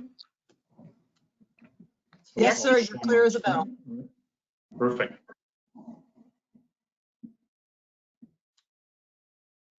So do you see the presenter view or the main screen? You see the presentation. It's all right. Okay. So thank you for this opportunity. So my name is Michel Mallet, and like they said, I'm the manager of Parley Beach Provincial Park, which is Blue Flag Eco-Certified since 2019, and one of the major tourist attractions of New Brunswick. So before I go further, I'm just going to do an overview of the menu today. So I'm going to talk about Parley Beach in general, the location for you that don't know where we are, the demographic, structure, services, accessibility, activities and events, food and beverage. And the second part of the presentation, I'm going to go into the Blue Flag Eco-Certification, why we were interested in the first place, our partners, our environmental, social challenges, investment, and initiative, and the benefits. So we are located on the Canadian East Coast in the Maritime, which include the 4 maritime provinces, Newfoundland, Labrador, Nova Scotia, PEI. We're located in New Brunswick, just here, sharing a border with Quebec in Canada and Maine in USA. So I'm going to hand it over to Lynn, who's going to talk a little bit about the demographic. Yeah, our markets are primarily Eastern Canadian provinces, which are Quebec and Ontario, as you see in the map there. But we also welcome visitors from the US, predominantly from the Eastern Seaboard, mostly from the New York State, Boston, and Maine, since they are our neighbors. We welcome approximately 400,000 visitors during the summer months. So that's about 120 days of operation. We go from May to September, which might not be very big to your scale. But to put it in perspective, our province only has 790,000 residents. So you could imagine having 400,000 people converging on a mile-long beach. It's quite something. Our beautiful beaches are certainly not the only highlight of our province. We have multiple attractions and world's highest tides, claim to fame to many things. But what also is unique about our province is that we are officially bilingual. All printed materials, all services must be rendered in both French and English. As you can see in Michel's accent, he bilingual. We're both francophones. Yeah, so you'll encounter that a lot, and that is very attractive to particularly our Quebec market and France and some of the UK that come visit us. So yeah, that's our market. Right, thank you, Lynn. So I'm going to continue with the structure. So we're part of a network of 9 provincial parks, like we said, spread across the province. The park is owned by the government of New Brunswick. It's publicly run by the Department of Tourism, Heritage and Culture and Parks. So as you can see on the map here, all those blue dots are our assets, our parks. And I manage the one in the circle here in the southeast part of the province. Like Lynn mentioned, we're the only official bilingual province in Canada, and I'm from the northern part, which is mainly francophone, which explains my little accent there. Hopefully you understand me well. Anyway, so yeah, so Parley Beach is located in the Acadian coast on the east side, just in facing the Northumberland Strait, which creates shallow water. We'll talk about that a little bit later. So if we zoom in from a sky perspective, this is Parley Beach coastline. There's a mile stretch of beach that is owned by Parks New Brunswick and a section that is owned by Natural Resources. On the East Coast, you can see here the Point du Chien Wharf, which is not part of the park, but is definitely a major attraction as well for the marina and restaurants and terraces, and kids love to jump off that wharf. And you can see the parks. We've got there's many campground as well. We're located just beside the town of Shediac, which is a touristic town that has a lot to offer during the summer season. The town of Shediac, which I worked with for 8 years, has about 9,000 residents, but that number probably quadrupled during the summer as cottagers, seasonal campers flood the area. Shediac is a prime retirement destination as well. A lot of people from other places, from the state, from other provinces come to retire on the sea line, which can create a coastal pressure for coastal development. We'll talk a little bit about that later on. And since Kelly mentioned the big lobster, I took the time to actually add a picture of the lobster, which is the home of the world's largest lobster. Shediac is self-proclaimed lobster capital of the world. So let's talk about the services that we have at Parley Beach. We are, like we said, Blue Flag co-certified. The season run from May to the end of September. We've got about 60 seasonal cargo employees. We've got a fee, 210 campsite, including rustic cabins, accessible comfort station facilities, events programs. going to talk a little bit about that. We have lifeguards on towers 7 days a week in season from beginning of June to beginning of September. Security team around the clock 7 days a week to ensure public safety, but also to act as a PR agent. Accessibility wise, we've got the AquaChair program in partnership with our provincial ability association. We've got accessible conference station, accessible and inclusive playground, accessible boardwalk across the park. For activities and events, we've got a variety of sporting events ranging from the popular sunset yoga to the ultimate frisbee to lifeguard competition. We were supposed to have the national one last summer, but because of COVID, had to be canceled, unfortunately. And talking of COVID, we had to take our environmental educational program online. We did a video with a local watershed association to promote some species and different things that living things that we find in the bay, and the Get Outside program. So food and beverage, we've got the concessionaire with licensed restaurants and patio, which offer fresh local products and seafood, local craft beer on tap, and we are lucky to have an awarded chef, Jean Cormier, that really promote and serve and offer fresh local seafood and product in a cool way. And like it's been mentioned, Party Beach is one of the North America's finest beaches, one of the top 10 beach in Canada.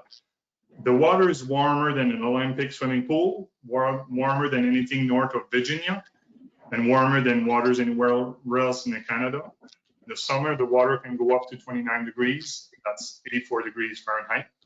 So we're lucky to have the warmest saltwater beaches here, right here in New Brunswick. So this will bring me in my second part of the presentation. We often have the question, why do waters get so warm? Like as you can see on the picture, long dune, shallow water creates, with hot summer sun, creates hot water, but it comes with their challenges. It comes with its challenges as well. One of the challenges is the potential to affect water quality. So Party Beach Provincial Park being a major tourism asset for the province, a major economic driver for the region. Like I said, it draws hundreds of thousands of tourists each year who stay at the numerous campgrounds and hotels and help business prosper each season. But it creates some kind of a pressure on coastal development, which started to affect the water quality within the Shediac Bay watershed as a whole. All of that new development combined with inadequate stormwater management started to affect the water quality within the Shediac Bay watershed and ultimately affected the customer confidence. So we started to see a decrease in visitation, a negative impact on the local economy, and ultimately affecting our reputation with media and local visitors and all that. So we had to come up with something. So the management at the time came up with the idea of applying for the Blue Flag Eco Certification that would guide us on how to better manage our beach and improve our water quality monitoring program, which we already had, but needed to be improved. So as mentioned before, we already had the services, the accessibility, the food and beverage, but needed to improve and maintain our water quality and environmental education and awareness. We had some homework to do. So the Blue Flag program being an internationally recognized eco label that is awarded to clean, safe, and sustainably managed beaches in Merida made sense, but we had some homework to do. So the reason why we were interested, well, to one day fly the Blue Flag certification could result in increased consumer confidence, increased revenue, not only for the park and its concession operation, but Shediac business community. It would show our visitors that we are following stringent environmental standards. It was not only important from an economical perspective, but even more so from a public health perspective. We had responsibility to ensure our residents and visitors can safely enjoy Parley Beach and recreational water across the province. As park leader, we are stewards of our protected land. But in order to be able to obtain the Blue Flag certification, which you have to reapply yearly, we had to ensure that we did our homework. So We had to identify any potential source of contaminant at Parley Beach, ensure that the water sampling program is accurate and adequate, ensuring infrastructure are up to date, and so on. So we quickly realized that any potential source of contaminant was part of a systemic problem coming down from a bigger area, from the watershed as a whole, bigger than Parley Beach, because Parley Beach is just a recipient of that watershed. So we needed to partner, which they mean to partnership. I just listed a few names there of partnerships that we worked with. The local Shediac Bay Watershed Association is definitely one of our biggest assets for education and awareness. The town of Shediac, the Pointe du Chien Local District, Chamber of Commerce, Sewage Commission, the Regional Service Commission, multiple provincial departments from Environment, Public Health, Agriculture, the Federal Fishery and Ocean, Nature New Brunswick, and many others. We started the work with them to face those challenges, environmental challenges that we mentioned. So we needed to come up with something. So this is a result of work that's been done with different partners. I won't read through everything there, but a few examples. The two marinas that you can see with orange dot upgraded their pump out station, and two marinas. The two marinas started to improve their boating practices. We created a swimming zone, a people-powered zone, and a boat zone. In 2018, we replaced the sanitary line in the park. There's been extensive investment like that, and the list goes on. And also Environment started to do a monitoring program. All those black dots that you see are a monitoring program trying to identify any kind of nutrient or contaminant that would from tributaries and major rivers that run into the watershed. So there was a list of initiatives like that that's been done over the years to ensure that we meet those stringent environment standards from the Blue Flag. So the Blue Flag in itself is a symbol that kind of sum up the effort and work done with those partners. And from those efforts came up an integrated watershed management plan, which is going to be reviewed tomorrow, matter of fact, for implementation. And from the monitoring program, we created that map that shows land use in the watershed. So we are located in the red circle there. So you can see that the problem was not strictly at Parley Beach, but as a whole there. So, and this is the water sampling program that we implemented across different parks, including Parley Beach, which every day we've got, during season, we've got 5 locations that we're sampling that give results on bacteria, and it's posted online on a daily basis. And we've got signage to inform public on site, so we improve. And with all that effort, it's been demonstrated that the water quality at Parley Beach is good. So, we've been awarded. Oh, yeah, you want to add something? No, okay, I just said it's very good. Very good, yes. And so we've been awarded the Blue Flag in 2019 with success, and 2020 again with no conditions. So for us to fly the Blue Flag really means a symbol of environmental standards and quality services. It did increase our consumer confidence. We're starting to see those visitors number increase. We've got annual media coverage, positive annual media coverage about the Blue Flag every time that we fly it in beginning of season.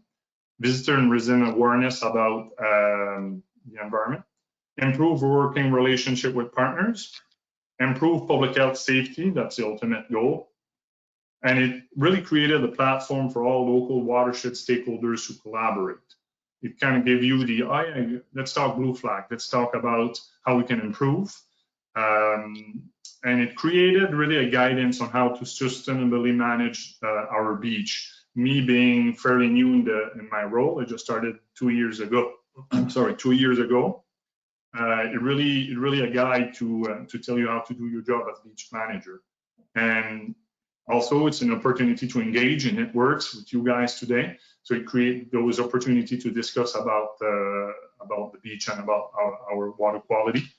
And on the right here, you can see an example of water quality signs that we have throughout the park to inform people of our efforts and investment.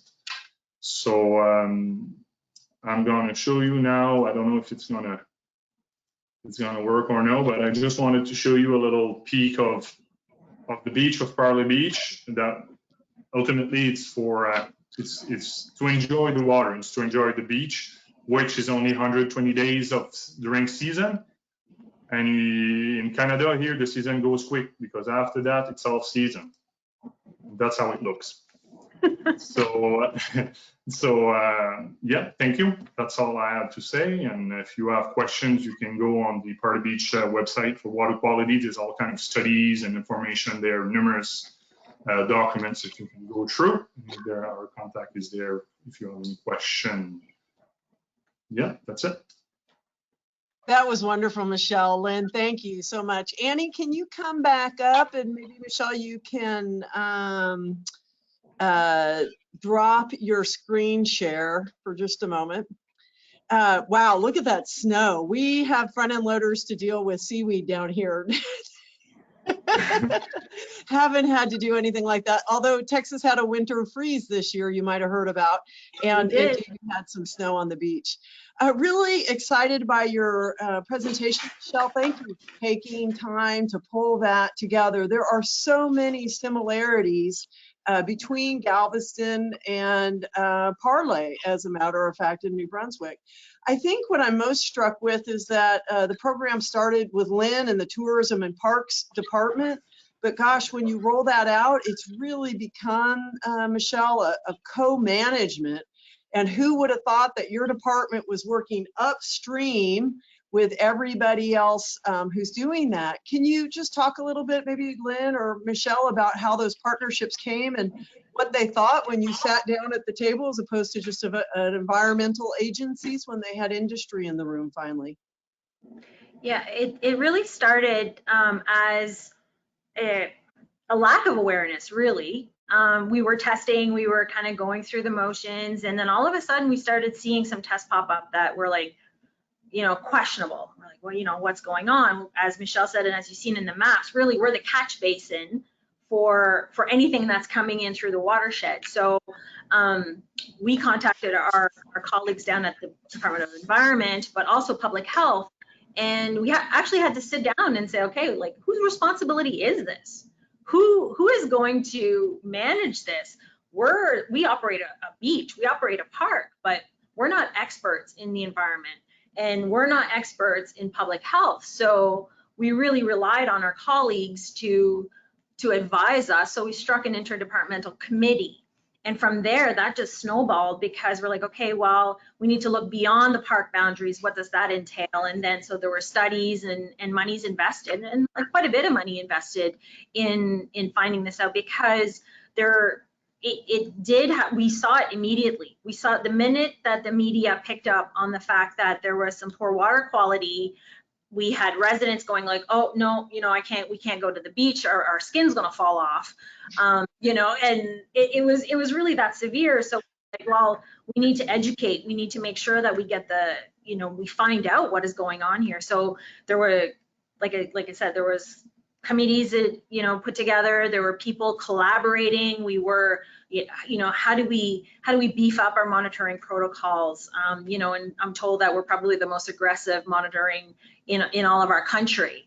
You know, so we're like, okay, well, at what point do we dial that back? But because it's now known that we are so aggressive, like that confidence has gone up through for the residents, but also the visitors. It's known kind of in our markets that we are certified now. But what it's done, as far as like for Michelle, who sits on the Watershed Management Committee, we have, you know, regular dialogue with our partners at Environment, with the watershed folks, with the NGOs, it's become a regular dialogue now.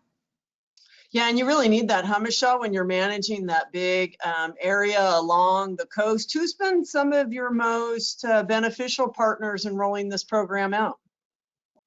Really, like I said, the Shediac Bay Watershed Association are really the boots on the ground, and they are helping me do environmental educational programs. But really, the Department of Environment and Public Health are probably the two agencies that are the most involved in the watershed, make it happen and make sure that the investment is there and investing in studies. And so we say environment and public health from the province perspective are probably the two biggest agencies. Yeah. Yeah, I think for us down here in Texas, who does our water quality already is the Texas General Land Office. They do that, I believe, under a grant from the Environmental Protection Agency. And Annie, I'm going to give you a chance to jump in here. Water quality is a huge issue for us down in Galveston. People think, Michelle, because we've got shallow waters like you do as well, have a couple of big rivers that discharge into the Gulf. And so it's a little muddy, but it's great biodiversity. It's a highly nutrient-rich environment. Try telling a visitor that that brown water, though, is highly nutrient and great. We're testing only for, and I'm never going to get this, Annie, you're going to have to help me, Enterococci? Enterococci. You'll learn it afterwards. And we're not testing for E. coli, although I know, Annie, that is an international requirement. Can you talk a little bit about those two criteria and what the expectation is for them? Sure. So right now, the international organization has two different microbiological thresholds, Enterococci and E. coli, for marine beaches. And so you have to test for both and submit those every year with a calendar that indicates when you will be testing for those. And so nationally, we decided to strengthen that criteria. We are still going to leave the international requirement for E. coli as it is. So, testing monthly, and then we're going to strengthen the testing parameter for Entero to weekly testing at beaches, which is a pretty typical practice in the US already. But just to set everybody up on that standard of significant criteria and excellent bathing water quality.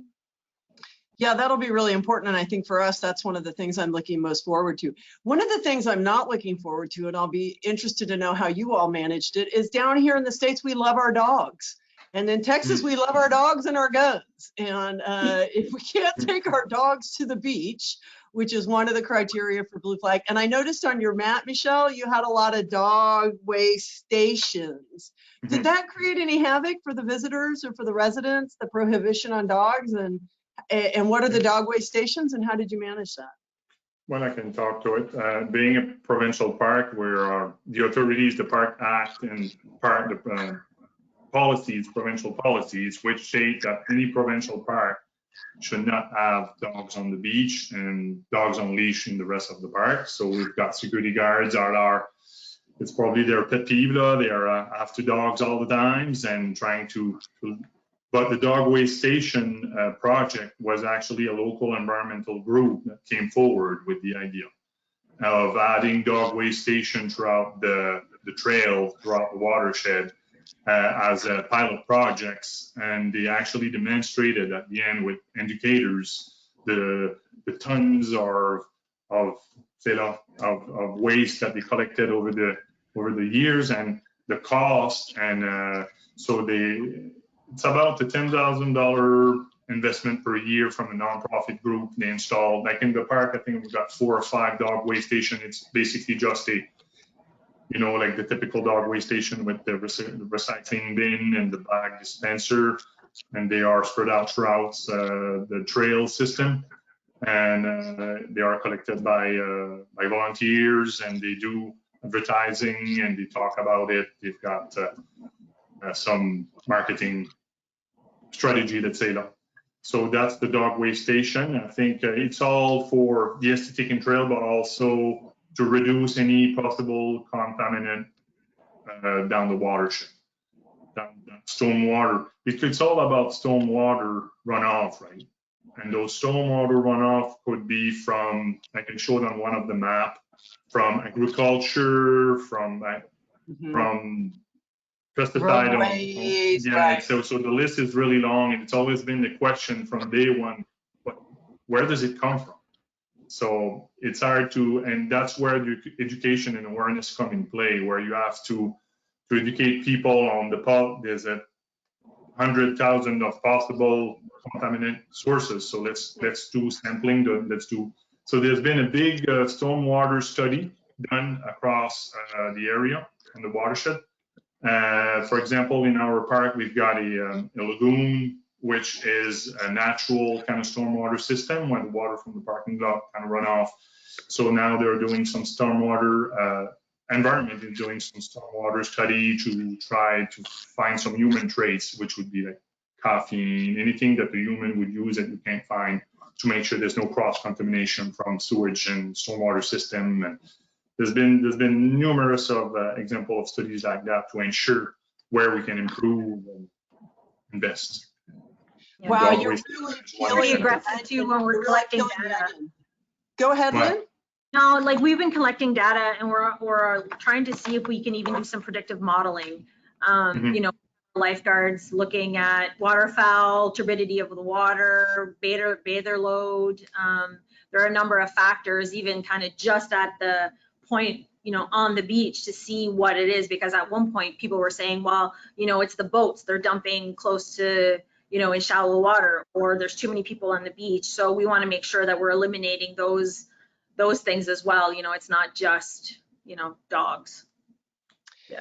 You know what I really love about this is that you all are taking on some of those big sticky wickets, those hard issues. You're doing it with data and you're doing it with partnerships. How great that you put out a framework, you put a goal out for yourself, and other organizations like the association or the non-for-profit that wanted to work with the dog waste station step up to the plate and cooperate and collaborate.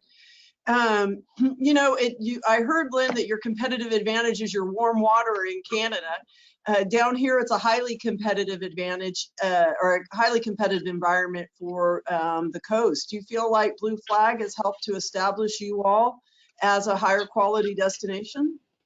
I think so. Yeah, absolutely. Especially since there was kind of that dip in consumer confidence, where we didn't know where the contaminants were coming from. We weren't sure. And when we started doing the steps and following the guidelines and going towards our certification, we seen that there was a lot of positive interest, a lot of positive media, and then all of a sudden now we're seeing numbers back to where it was prior to that blip in our consumer confidence, let's just say. Great. Great job, guys. Really, I learned a lot and I knew something already about the programs. Very appreciative, Lynn and Michelle, that you stayed late. I understand it's several hours later up there in New Brunswick. Would like to extend an invitation to you down to Texas anytime you'd like to come. We'd love to have you once the borders are all open back up. And then for the rest of you, Annie and I will hope to see you at ASPBA in New Orleans, Ireland, where we'll be having several panels on several different items, from accessibility to emergency management, environmental management, and water quality discussions as well. Annie, anything you'd like to say before we ran out? No, I think you covered everything. Again, if there are any other questions, please feel free to email or call me at any time and I can talk to you about the program. Great. And I'm heading up that way sometime in June, July, when the water is up in 80, so I can take my picture with the lobster. And it looked like a wonderful lobster sandwich in one of those pictures too. Oh yeah, we've got great lobster dishes. Great. Judith, Chris, we're going to hand it back to you, and a round of applause. Thank you. Thanks, everybody. Thank you for this opportunity. If you have any questions. Thank you so much, Thank Michelle, Lynn, Danny. you. Chris, it's all yours.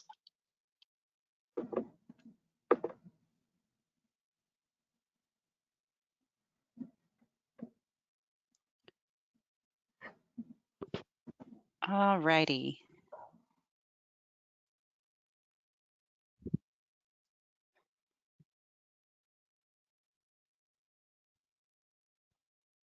Okay, up next we have Wen Zhang presenting. This is measurements of land subsidence in Texas coastal areas. Yeah, let me.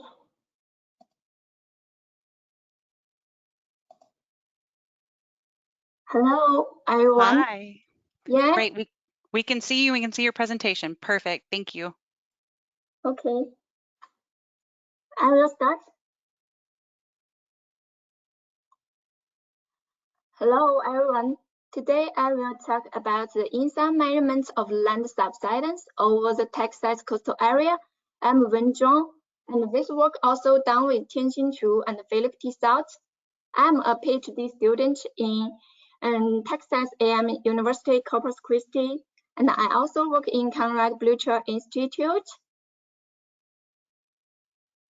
So I will come from the background, motivation, and the method, small baseline insight, and our results, the land subsidence around the Eagle Point, and the Rockport, Texas.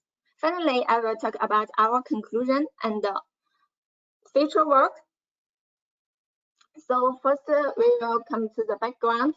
People always say the sea level rise, and the sea level rise make a big effect on our life, especially the flooding risk on coastal area.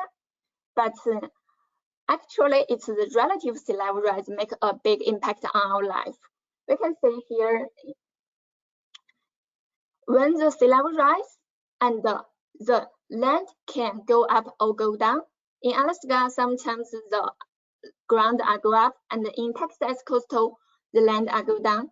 When the sea level rise, also combined with the land rising, it's not so bad. But when the sea level is rising and the land is sinking, it will be a bad thing. So we can say the relative sea level rise combined with absolute sea level rise and the land subsidence.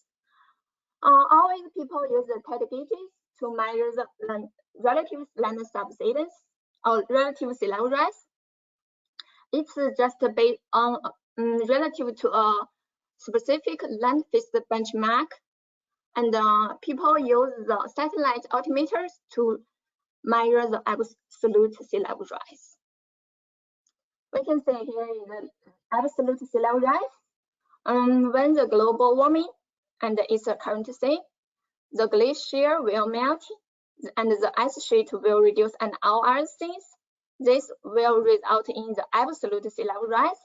We can see from the IPCC report here, the different color here means the different sets of data and the different methods, but all of them show a sea level rise from 1900 to now.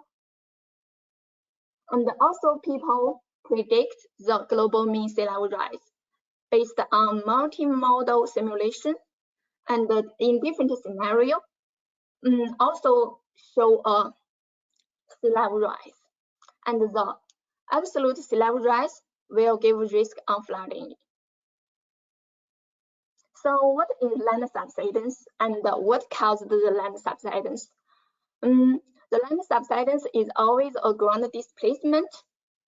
It can be gradual or abstract. So we can see here, the main reason for the land subsidence will be the water withdrawal. We can say in a normal status, the water is stored in our aquifer and the ground. But sometimes when people use groundwater, so people withdraw it. But even sometimes people overdraw the water.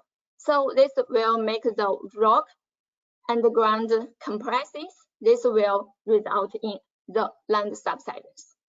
So there are also other reasons will cause the land subsidence. Here we also include the air and the gas extraction, the mining activities, also some natural events such as earthquakes, which will cause the abstract land subsidence. Also the gradual tectonic activity, the soil compaction. People can measure the land subsidence. In the previous, people use the leveling to measure it, but the leveling is expensive and laborious. Also now people use the CGPS and INSA to measure the land subsidence. Here we will choose the INSA as it is a remote sensing technology. It can cover over large area, so we can make a large scale analysis with the high density measurements. So from the previous research results, in Texas coastal area, the land subsidence is contribute more on the relative sea level rise. So here we want to map the spatial variability of land subsidence over the Texas coastal area. Then it will help us to identify the hotspot and provide guidance when no pet gauges are nearby. We can see this graphic. It's a map. The red markers the inundation and standard water over the Houston area. It is after the Hurricane Harvey. So know the land subsidence will help us to know the inundation vulnerability in view of sea level rise. Also, it will help us to make a long-term resilience study. So the method here, the INSA also is just the interferometric synthetic aperture radar. It's the satellite. The principle maybe can show here. We have 1 point on the ground. Then we will have 2 images from satellite. Then we can make a difference of them. We can minus them. Then we can get the displacement over this ground, over this point on the ground. There have been many satellites have been launched from 1992 to now, and from ERS-1 from European and to Sentinel-1. Mostly now people use Sentinel-1 because it's free and open to people. And also about the Teresa and the ALOS other images, but we sometimes need to purchase them. And also there are some satellites have been planned to launch in the future. Here we will use the small baseline INSA. It means we will use the star images with small temper and spatial baseline subset. Here is our workflow. We have 2 images, one as slave and one as master. Then we make minors of them. We will get the displacement. Then we introduce a DEM, a digital elevation model, to correct the topographic and the filter nodes. And then unwrapping, we will get the displacement over 2 time periods. So we can compute this step on a time series data set. Then we will get many interferograms. Then we construct the network based on the time series and correct the error from atmosphere. So finally, we will get the time series subsidence rate. For the study area selection, we can see here, this is the outer bar here shows the relative sea level rise from NOAA, and the inner bar here is from the CBI. We can see in Texas coastal, the Eagle Point here is very obvious. It shows a higher relative sea level rise. Also, we will come down. The Rocky Point here also show a higher relative sea level rise. So we select these 2 sites as our study site to study the land subsidence. First, we will come to the water level at Eagle Point, Texas. This graphic shows the study area. It includes 1 GPS station and 1 TED gauge station. And the TED gauge stations give us the water level. Here, we can say it's 30.7 millimeter every year. It's high. Then we will come to our INSA results around the Eagle Point. We use the Sentinel-1 star images, and because it's have a full coverage and free. And from October 2040 to June 2020, we use totally 69 star images every month. So we can say here the negative means the subsidence, and the blue here. We zoomed in with red rectangular here, the Eagle Point. We can see most area over Eagle Point show a subsidence. And also subsidence are presented on the margin of the water reservoir here. It shows unstable.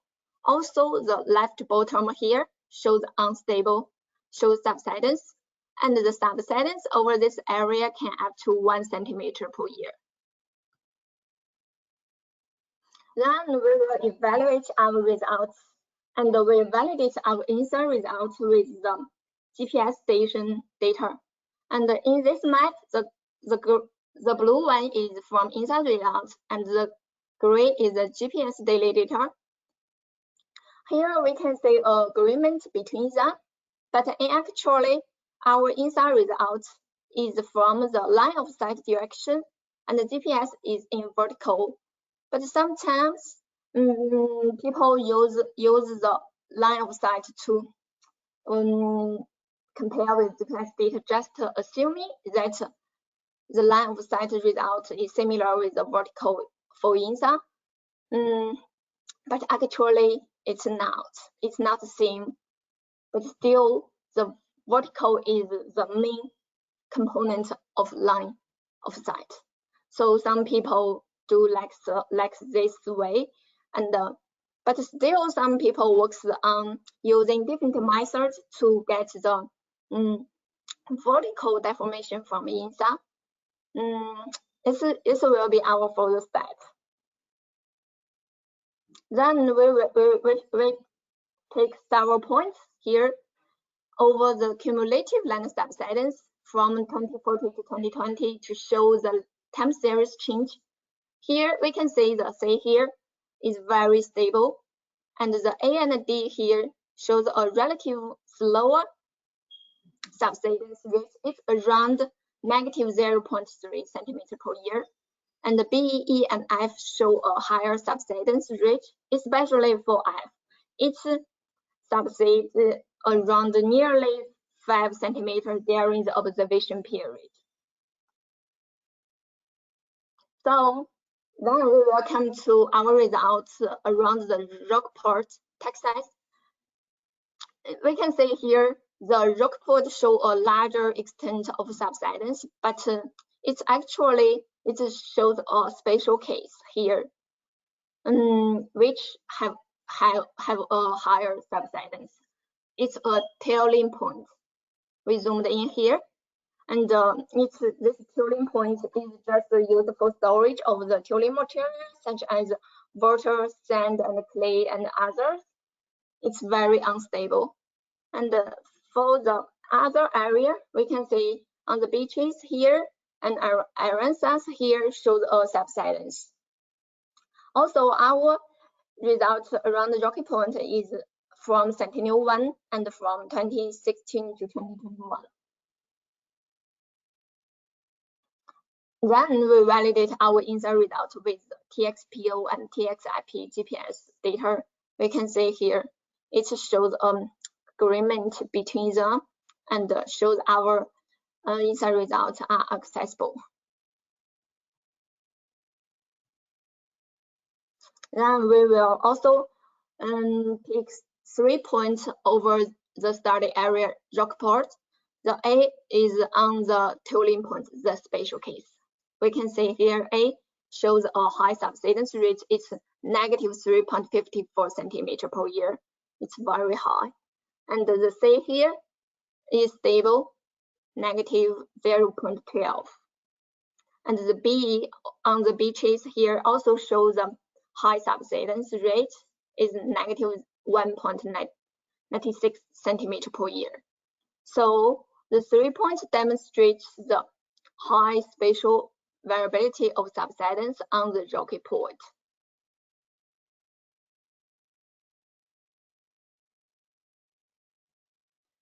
So come to our conclusion. We found that the INSA allows to measure local land subsidence, and our results on Eagle Point and Rock Point present a high spatial variability of land subsidence. And also our research indicates a good match with the GPS measurements. Also, our follow-up research showed that our INSA results also have a good match with TED gauges. For the future, we will study on the Eagle Point subsidence based on another star imaging events NV site. It shows a previous study period 2004 to 2012, because the Sentinel one is from 2014.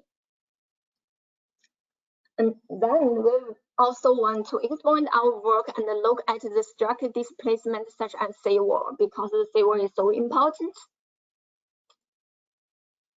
So that's our presentation. Thank you for listening. If you have questions, please let me know. Thank you.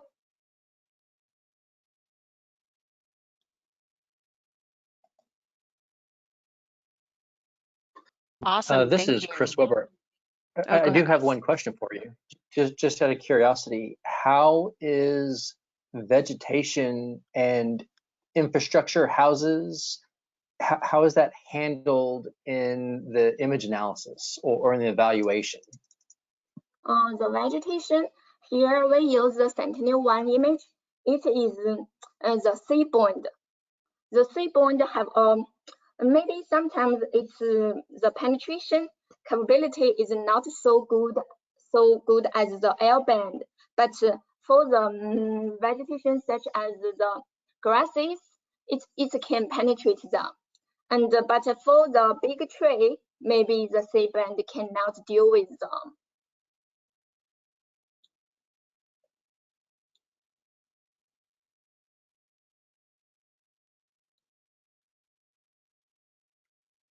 Thank you. As a follow-on question, when you're around water, does that impact your evaluation looking at land and water in the same area?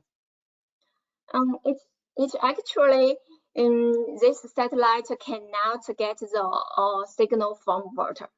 So if we see the information around the water, this maybe means it's a shallow water, and sometimes there are some infrastructure over the water, so we can get the signal from water. But sometimes when it's just only water, we cannot get the signal, so we cannot measure anything. So we cannot get the information from the water. And also, when in our data processing, we will use a water mask to get out of the water area to avoid the influence from the infrastructure in the water. Thank you. No problem.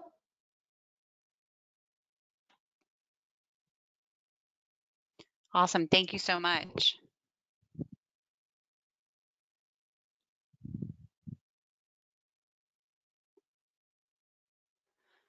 All right.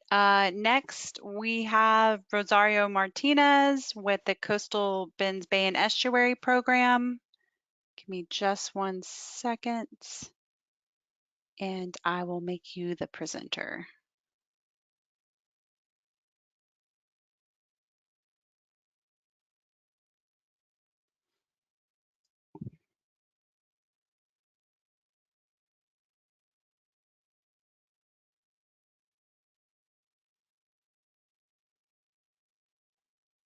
All right, we can see your screen. I think you just need to take yourself off mute. Perfect.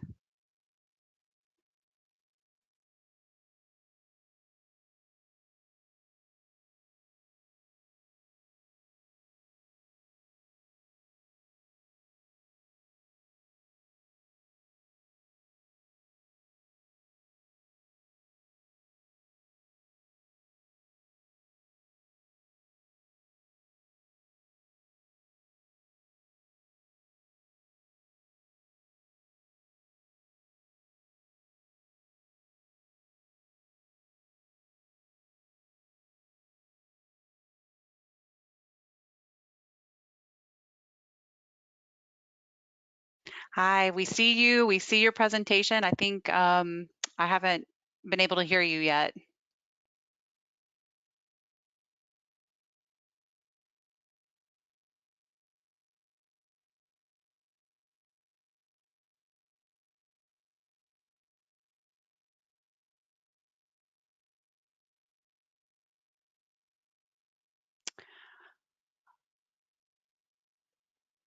You may have on the screen a tab that says audio, and you can double check that you have the correct microphone selected underneath that.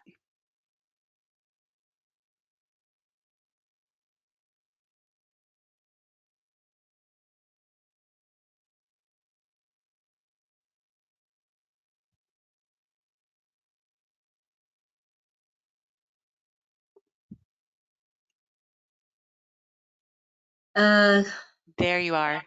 We you hear can hear you. me? Yes, Oh, great. perfect. Thank you. I didn't do anything. I just started working. Okay, great. Great. I'm glad. Let's see. So can you see my screen? Can you hear me? We can Yes, hear you that and we can see your we can screen. hear you. Okay, Yes. thank you. All right, I'll get started before, and I won't press anything. Okay, so I just wanted, good afternoon. So today I'll give you guys a brief synopsis of the estuary program organization, followed by 2 project updates that we have that we're working with the Aransas National Wildlife Refuge. So again, just a quick intro to the estuary program. We were established in 1999. We're a local nonprofit, and we have a 12-county region from the San Antonio Bay down to the Kennedy Land Cut. We're dedicated to protecting and restoring the health and productivity of the bays and estuaries in the Texas Coastal Bend while supporting continued economic growth and public use of the bays. The mission of the estuary program is the implementation of the bays plan, which identifies specific actions and goals that benefit the bay system and the users of the bay. And so the bays plan has different focus areas, and we implement projects in all of these areas, and they are fish and wildlife conservation, public access, habitat protection, monitoring and research, environmental education, water quality, and maritime commerce. So the first project I'll talk to you guys about is the Dagger Shoreline Restoration Project. We had been looking at this eroding shoreline even prior to Hurricane Harvey. It was a high priority to the Aransas National Wildlife Refuge. We actually received a grant from the General Land Office to do some initial studies, but then Harvey hit and the grant was put on hold as the GLO was dealing with the hurricane impacts and emergency repairs. And then in 2019, the estuary program entered into a cooperative agreement with the Fish and Wildlife to address the damages suffered at the Aransas National Wildlife Refuge from Harvey, as well as the ongoing loss of habitat along the Blackjack Peninsula shoreline. So we received funds to install a shoreline protection structure in the San Antonio Bay that would protect this shoreline. So the project goals, again, was to protect this shoreline from erosion. We're trying to get some accretion behind the structure if possible. The Aransas National Wildlife Refuge is wanting to protect their infrastructure that's in the area. They do have a recreational pier, and they also have some trails in the area. Habitat creation is a goal as well, creation and enhancement of coastal marsh and living resources, and then a living shoreline. We want to have an increased habitat value between the structure, the slash breakwater, and the shoreline, which would provide benefits to the fish and wildlife in the area. So here's a picture of the Dagger shoreline. So it's a high bluff that a lot of these live oaks are falling into the bay. So these pictures, I took them in 2016. Again, this is prior to Hurricane Harvey. It was an issue. You can see this very high bluff and these live oaks again falling into the bay. And then here's some photos after the hurricane. Again, it just continues to be a problem. And so we have these high bluffs, and we also have these low bluffs. The low bluffs are around 7 to 9 feet in height, and then the high bluffs around Dagger Point are around 30 feet in height. So the San Antonio Bay site conditions, as most of the coastal bend area, we have the predominant winds from the southeast. but we also have these intense low frequency winds from the north. And this, the refuge shoreline will likely become more vulnerable to forces from low frequency, high energy storms as climate change and relative sea level rise increase the intensity and the frequency of storm events in the Gulf Coast region. So the proposed project design was to have a near shore living shoreline. Again, the primary objective is wave attenuation and habitat creation. We do have a proposed near shore alignment. The engineer for this project is Anchor QEA, and they divided this long shoreline. It's actually around 4 miles in length that we're trying to protect into 3 primary regions. And we're also trying to incorporate high bluff and low bluff toe protection concepts. For project materials, the primary design is rock, rubble breakwater, and we also considered additional materials like oyster shell and manufactured concrete system. So here is the project area plan view. The white line here is the proposed breakwater alignment. We selected a low crusted rock breakwater that was chosen for this design because it can be efficiently maintained and adapted once it's constructed compared to other construction materials and methods. And after coordination with the Arends National Wildlife Refuge and Anchor QEA, the breakwater alignment is along the 1 foot contour. This will provide a high amount of wave attenuation while avoiding impacts to submerged aquatic vegetation and oyster reefs and maintaining enough water depth for constructability. So here's just a little bit more detail for the 3 regions. The orange here are the oyster beds that were discovered, and then we have some seagrass down here that we're trying to avoid. The magnetometer survey revealed 3 anomalies that resemble possible cultural resources, so they're right here and here. There's a 50-meter buffer for each anomaly, and the proposed breakwater alignment will likely not infringe upon these buffer zones. And also, like I said, we're trying to protect this slope. So for the high bluffs around Dagger Point, an armored toe will be constructed at approximately the toe of the slope, and the bluffs behind that armored toe will continue to erode, but the soil eroding to the base of the bluffs will be captured behind the armored toe and eventually will accumulate and compact to form a stable slope. And once that stable slope is established, the vegetation can take root and further stabilize a new slope. And then for the low bluffs, the existing eroding bluff face will be regraded to create a stable slope. And once that slope is created, it may be planted or allowed to vegetate naturally again to further stabilize and prevent erosion of this the new slope. So current project status, we have completed the field work. The geotechnical probing is complete, topo and bathymetric survey is done. Pending field work is the cultural resources survey with the Texas Historical Commission, and we still need to submit a coastal boundary survey to the Texas General Land Office. Anchor QEA has submitted the feasibility report, and the numerical modeling is almost complete for the breakwater structure. We need to continue developing the engineering design and specs, and we'll receive an updated opinion of probable cost.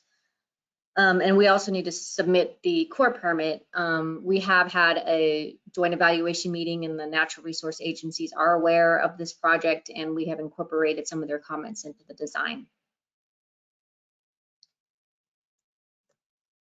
So the next project that we're working on with the Arends National Wildlife Refuge is the Matagorda Island restoration. So this area was also impacted by Hurricane Harvey. We're looking at the Western Marsh. Again, the estuary program had been working with ANWR, prior to the hurricane. We received some funds from the General Land Office, the Coastal Impact Assistance Program, to go on Matagorda. There's a series of levees and culverts, and we were removing some small sections of levees and replacing culverts that had failed to improve the water quality, improve the water flow and circulation on the island, to enhance the intertidal marsh that's on the island for the benefit of the endangered whooping crane. So this is one of the culverts. I just wanted to show you a picture of one of the new culverts that we did. Well, it was in 2016 through CIAP. We replaced a failing culvert, and so we put rock around the culvert to make it more resilient. So then after Hurricane Harvey, there was a lot of breaches, and so the red line is the main berm road that the staff, the Arents National Wildlife Refuge staff, uses for access along Matagorda. And so there were several breaches along this road. And I wanted to say that HDR is the project engineer on for this project. So I was going to show you a couple of photos of some of the sites. So I'm going to show you one over here that's called BSR1. And then I'm going to show you another one, FHSR3, which is the picture I just showed you with this one. Okay. So this one is BSR1. So you can see there's 3 breaches along right here. And again, it's typical of the whole island. We have pretty large breaches. These culverts were older culverts, so we didn't make any improvements to these. So here are some pictures of it. The culvert just looks like it's out in the middle of open water. And so again, we're going to try to go back, fix the berm road, and we don't want Matagorda Island to become this huge open water area. This is the other one, FHSR3, 3 breaches again. So there were some old culverts, but this is where we had fixed the culverts or replaced them actually. So here's the rock you can kind of see. So the culverts held, but the road leading to it did not. Again, here's some of the pictures. This is the unimproved culverts just out in the middle. And then this is the picture I had showed you with the truck on it. This is a rock that we had placed. So again, it's still there, but the area around it is gone. So the current project status, the site assessment was complete. HDR documented the conditions of the culverts and the main berm. Field investigation is complete as well. HDR was able to quantify the amount of fill needed for the breach areas and to raise the berm. We want that berm to become more resilient. We already have received our core permit, and we're at 50% engineering design and bid documents.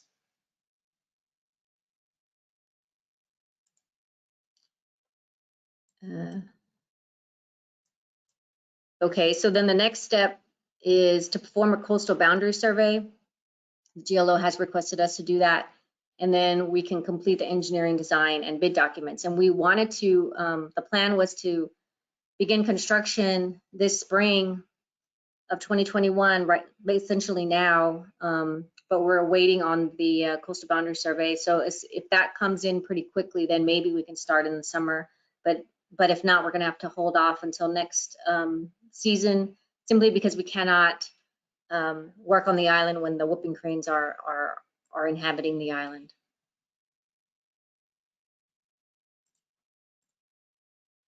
And I just wanted to thank our project partners for the funding. The U.S. Fish and Wildlife Service has put in a significant portion of money for the repairs, and then the Texas General Land Office as well. And we received some Matagorda Bay Mitigation Trust funds as well.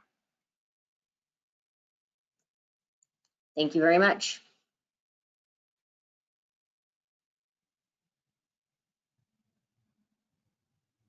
Awesome, thank you. Let me see if I see any questions from our attendees. I don't think we have any. I do have one for you, Rosario. Okay. Just out of curiosity, have whooping cranes been spotted during this process that HDR has been out on Matagorda Island? We haven't, yes, they have been out there, but we haven't started any construction. So with the coastal boundary survey, that's just getting started, and we got the okay from the refuge to go out there because all the cranes were already leaving. Fantastic.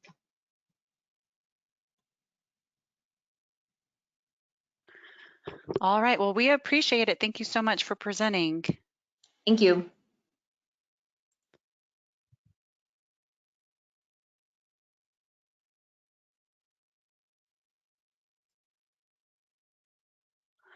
Okay, next up we have Paul Silva with Texas Parks and Wildlife presenting over on Dagger Island and Ransom Island. Let me see.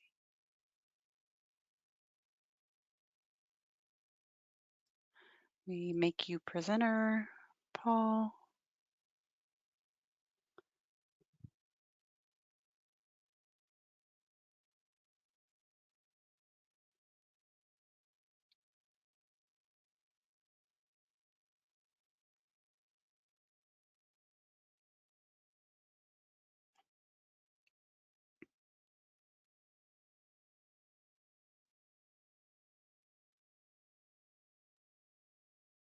So can you see my screen? We see your screen, but we do not see your presentation just yet. Okay.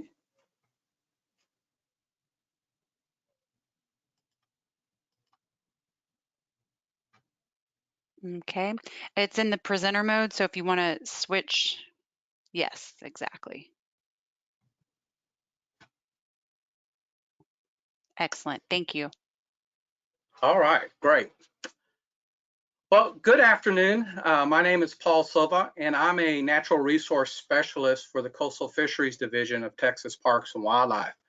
I'm actually based out of Corpus Christi, and I would like to thank the Texas chapter of the American Shore and Beach Preservation Association for this opportunity to share my Dagger Island restoration project, not to be confused with the previous presentation. I'm going to actually provide some background history on how this restoration project came about, and then I'm going to turn it over to Carter Coleman, who is with Ducks Unlimited, and Ducks Unlimited was the construction manager for the project. So he'll be able to get a little bit more detail about what exactly went on as far as design and construction. So just to get everyone on the same page, let's discuss exactly where this Dagger Island is. First off, the project is located in Redfish Bay, which is north of the Corpus Christi Ship Channel in the Corpus Christi Bay proper. On the screen, you can see the yellow rectangles. These are the two sites that we're targeting due to erosional processes that have impacted these islands. On site 1, we're going to put in a nearshore breakwater. At site 2, we're going to put a beneficial use site as well as a nearshore breakwater to protect that BU. Now, the main reason why this site was selected was because of the location within Redfish Bay State Scientific Area. In 2000, Texas Parks and Wildlife created the Redfish Bay State Scientific Area for the purpose of protecting and studying the 5 different species of native seagrass found in this bay system. The area contains approximately 32,000 acres of prime fisheries habitat, including over 14,000 acres of seagrass beds. In addition to the seagrass beds, the state scientific area also contains other fragile biological communities, including oyster reefs, mangroves, and estuarine marshes that serve as a valuable feeding and nursery habitat for both commercial and recreational fishery and avian species. The shoreline of Dagger Island was eroding due to both natural and human impacts. The natural causes were the predominant southeast winds, storm events, and decades of sea level rise accompanied by subsidence. Human impacts are high energy ship wakes caused by vessels traveling down the Corpus Christi Ship Channel and extensive dredging from past oil and gas explorations. Because of the ecological and economical importance of this area, Texas Parks and Wildlife was concerned that if the erosion continues, it would have harmful impacts on the aquatic resources within and surrounding the state scientific area. With the widening and deepening of the Corpus Christi ship channel and the increased frequency and intensity of VLCC ship wakes, developing some type of shoreline protection is essential. So the goal of this project was to protect and conserve approximately 5,200 acres of diverse estuarine habitats within the Redfish Bay State Scientific Area, as well as restore a section of the island to its historical size through the construction of a beneficial use site. Dagger and Ransom Islands are a series of low-lying, narrow islands with typical high marsh vegetation, including patches of mangroves. The adjacent Redfish Bay, which Dagger Island protects, is really a large tidal flat that contains vast meadows of the 5 seagrass species. The historical view that you see here shows the physical changes of Dagger Island and the surrounding habitats over time. In total, since 1956, over 125 acres of island has been lost.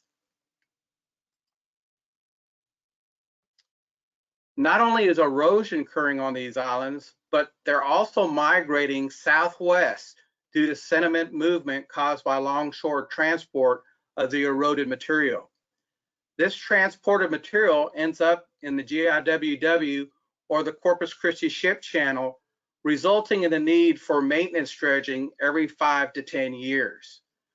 The erosion varies throughout the 4.2-mile length of the island, with the highest rates at the extreme of the chain. The goal of this project was to address these areas that have the highest erosion rates, and we identified those sites with the 3 purple stars that you see. Once we identified these sites, our next step was try to evaluate what's going to be the best option to either slow down or stop the erosion. In 2008, Texas Parks and Wildlife contracted HDR to conduct a desktop analysis of alternatives for shoreline protection of Dagger Island.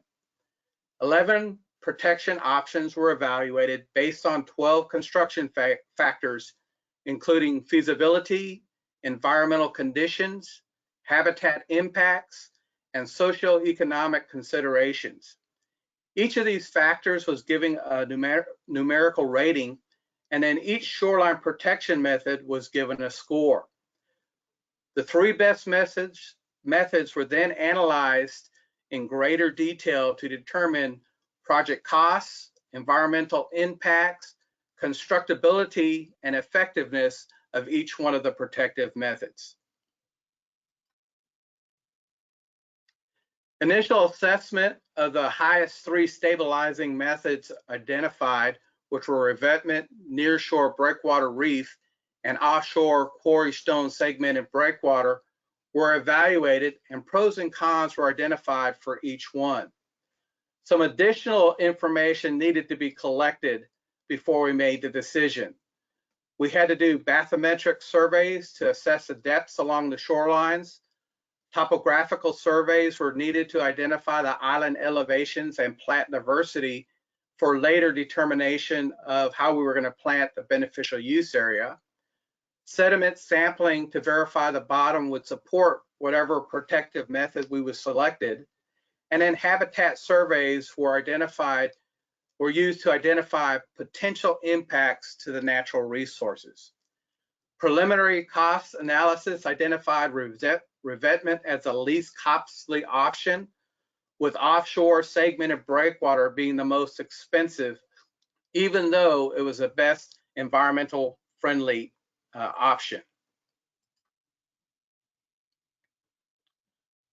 So we hired Ducks Unlimited to do all the environmental assessments to determine the best option of the 3.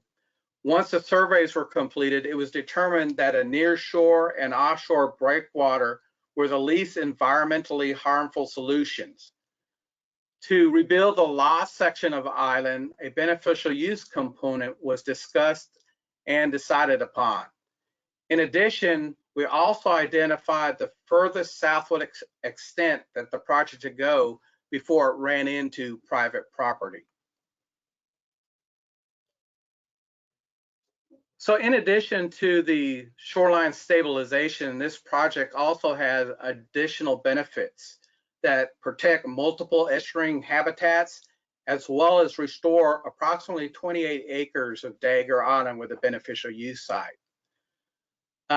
In addition, this project will reduce the island migration and thus the needs for dredging in the GIWW and the Corpus Christi ship channel. It would also protect the Ingleside shoreline and create new wildlife habitat while improving water quality in the bay. The value of these shallow water resources to recreational fisheries in Redfish Bay is evident by a recent angler survey done from 2013 to 2017. Southern Redfish Bay represents only about 7% of the extent of Corpus Christi Bay, yet the survey data indicated that this small area accounted for 18% of the angling trips taken by boat and 21% of the angler hours throughout Corpus Christi Bay ecosystem. These surveys also indicated that Southern Redfish Bay accounted for 37% of the spotted sea trout, 31% of the red drum, 23% of southern flounder, and 12% of black drum landed in the Corpus Christi Bay system. So in 2012, Texas Parks and Wildlife developed a master plan to protect the shorelines of both Dagger and Ransom Island based on the HDR alternative analysis. This plan included constructing a 0.73 mile segmented offshore breakwater at Ransom Point, a 75 mile nearshore breakwater along the 28.3 acre beneficial use site, and then an additional 0.6 mile nearshore breakwater protecting South Dagger Island. Originally, we had this grandiose plan that we were going to protect and restore as much of Dagger and Ransom Islands as possible. And so what you see here is what our original design looked like. The dashed line up on the right is the segmented offshore breakwater at Ransom Point. The red is the 28.3 acre beneficial use site. And then the green is the 0.6 mile nearshore breakwater on South Dagger. Fortunately, in 2015, Cheniere Energy approached Texas Parks and Wildlife looking for a mitigation project. And after seeing our master plan, they agreed to take on the construction of the segmented offshore breakwaters at Ransom Point.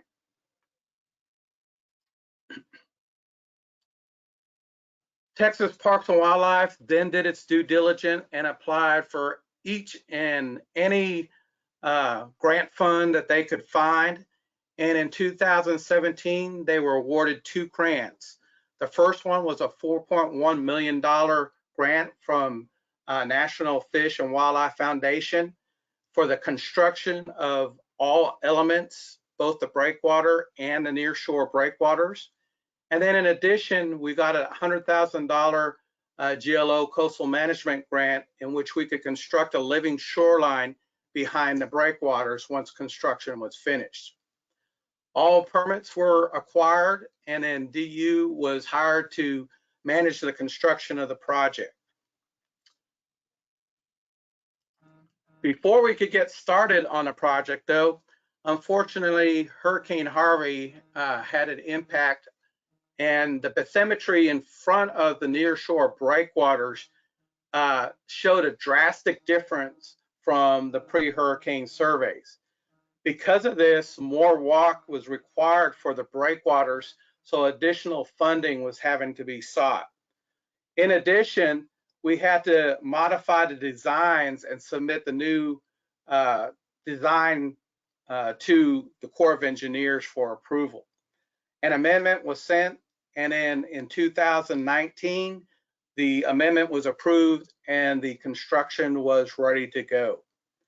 Construction actually began in January of 2020 and went very quickly and was completed on July 15th, 2020. In order to satisfy the living shoreline component of the project, Parks and Wildlife hired Triton Environmental Solutions to plant the breakwater and shoreline. In addition, because of the funding, we're also able to expand our planting back into the marsh on the backside of the island. They did a fantastic job. As you can see, the plants were blooming, greening up, and then Mother Nature struck again. Unfortunately, a couple days after these were planted, Hurricane Hannah came in and had a huge impact not only on the planting, but also on the construction project itself. We actually had to do some additional construction of the levees because a hurricane had created some scarps, and we had to go back and touch up the BU levees.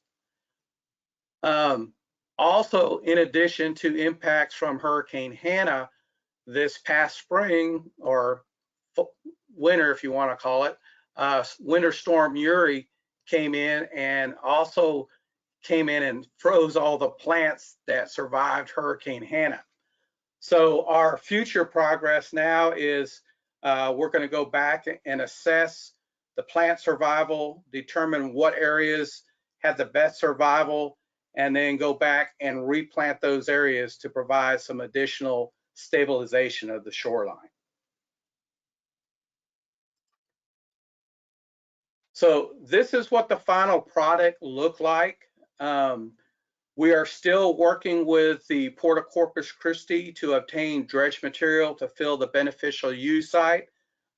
Looks like we're hoping to do this in July, August. We need about 257,000 cubic yards of material to fill that beneficial use site, and that will provide about 25 acres of island habitat. Once it's completed, we'll let it settle and then go back and grade the island to different elevations so that we can have different habitat available for the various species of wildlife. We're actually hoping on the backside of it to create a beach for bird nesting. One of the interesting things about the BU levees is within 2 weeks after they were finished, we had birds nesting on the island. So we know that in the future, this is going to be a very beneficial site for all the avian species that we have in the coastal bend.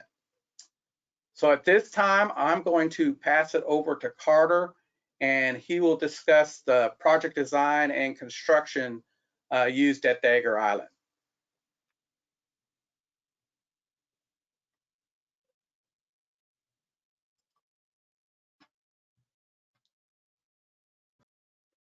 All right, can you guys hear me? Sure can. How are we on time? About 7 minutes or so, plenty of time. Okay. So my name is Carter Coleman. I'm a regional engineer for Ducks Unlimited. I office just southwest of Houston, but my region covers all of Texas, Oklahoma, and New Mexico.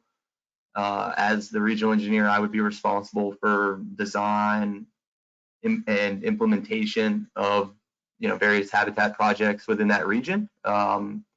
Dagger Ransom was certainly a flagship project for DUs, definitely in Texas and definitely on that part of the coast. With that said, I've got a few photos that I can share from construction. I don't want to get too far into the weeds on some of this here, and I can talk through what some of the biggest challenges were for us during construction. I'm just trying to find that screen share button.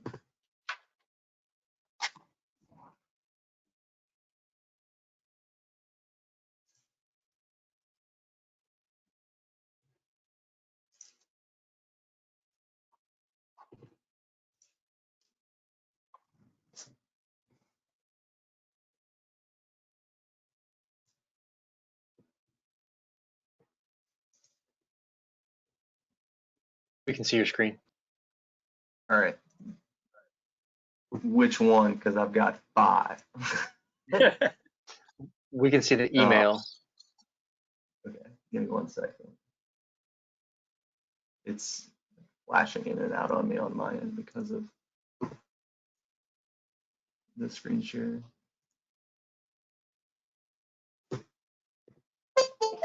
We can see the PDF on the screen. Yeah, I'm trying to drag a separate.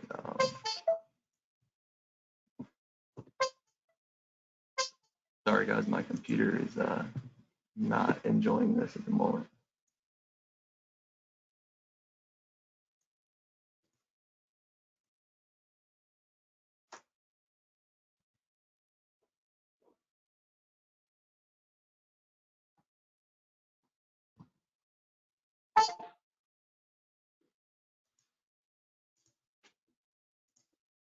At this point, can you see a photo, or is it just locked up on that The PDF? picture of the breakwater.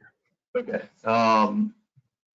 This was the biggest challenge of this job, construction-wise, is we're working in exceptionally shallow water with seagrasses that could not be impacted outside of the work area. So first and foremost, the class 3 turbidity curtains were used kind of all the way around, just rimming the project site to minimize turbidity. There is a lot of adjacent oyster beds and seagrasses, as Paul alluded to earlier. That in and of itself kind of posed some interesting challenges, so much so that you can see in this photo, the contractor's running really lightweight custom-built spud barges with 275 long reaches on them, and they're actually pushing them around with airboats because we couldn't run anything that would cause any prop scarring outside of the project area. So out of all the coastal projects I've done, this is the first time I've ever pushed a barge with an airboat, but we did an awful lot of that at Dagger, specifically over on that west island, really access egress in and out. In some places we were able to haul rock on the island itself, but getting barges in and out, for the most part, it was either pushing or pulling with an airboat. At one point, we had winch anchors set and we're winching back and forth. It was a challenge, to say the least. The secondary challenge is the slopes on the containment levee are exceptionally flat, as you can tell in the attached photo. The outside slope on the back side is not armored, so it would be the northern side of the outside of the containment cell is 10 to 1, and it actually got built around 12 to 1. That was predominantly done for a couple of reasons. One is kind of long-term stability, and then 2 is for it to be somewhat sacrificial in a storm event, because the initial intent here was to get these levees built, consolidated, and then pump this thing ASAP with vegetation. Once that got established, we felt confident that it would hold up after the shoreline protection had been added in front. But having to slope out these levees in this manner where you cannot work from the outside of the containment levee becomes exceptionally challenging, because your reach is only so far. You really can't get an E-crane in here. You don't have the water depths. I mean, average water depth outside of this containment levee is maybe 12 inches on a good tide. So you're really struggling there. So for that reason, obviously marsh excavators were utilized heavily here. There was a 950 Cenobogan that was on a barge working from inside of the containment levee that was effectively sourcing all the material from within the containment, consolidating or placing that material along the alignment of said containment, and then the marsh boats were coming in behind it and shaping. You'd have to wait on it to dry and get some more consolidation. It was done in lifts just based on, obviously, the material was far above optimal moisture content when you're pulling it out of the bottom there. However, it was we were shocked to when we got the geotech back the material was actually better than we initially had anticipated. There's a good amount of clay in that. The only kind of downside we did run into is there is a shell layer at about -6 that you could build I-10 on out there. So much so that you can't break through it with almost any equipment. But it was a big challenge dealing with those slopes and chasing that shallow water. That was certainly a struggle. By all means, we had a good marine contractor on the job, got in. The breakwater was actually the breakwater on the east side was constructed by digging an access channel on the back side of it. Wasn't much of an access channel. They were never drafting more than about 20 inches going in and out of there. So it was a lot of rock, light loaded over a short period of time, just working very long hours. And kind of with that said, I'm happy to answer any detailed questions anybody has on kind of how something got done or something like that. But I don't want to get too far into the weeds here, going through a bunch of design plan iterations or something like that. So if anyone has any questions, I'd be happy to answer those.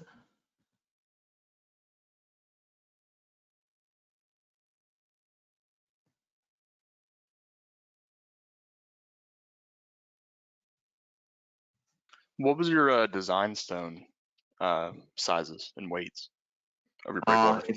It's a 250 gradation. I think the maximum stone size on that was 1,250 pounds, if I had to guess. Sorry, I've done too many of these since this one finished. But this one was a slightly different, it's a 250 class riprap. The gradation curve right there. This one was interesting in the sense that regardless of the fact that you have, like, I don't remember the number off the top of my head, I think it is close to 10 miles of wind fetch from the southeast.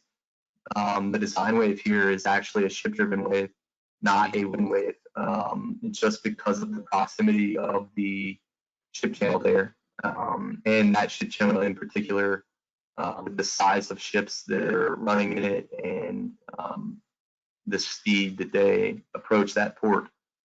Some of those wakes are substantial, to say the least. Very neat photos. Very neat photos. Thank you. Yeah, it was a neat job, that's for sure. It's not every day that you're pushing a light loaded barge, and by light loaded I mean it's got maybe 250 ton of rock on it, with an airboat. You know what I mean? Just building this thing a couple feet at a time, right? But had a good contractors kind of working almost around the clock, try to get this thing done while we could with the tides, on our side. There were certainly some times where, you catch it on a blowout and it's, go home for a few days, guys. There's nothing we can do.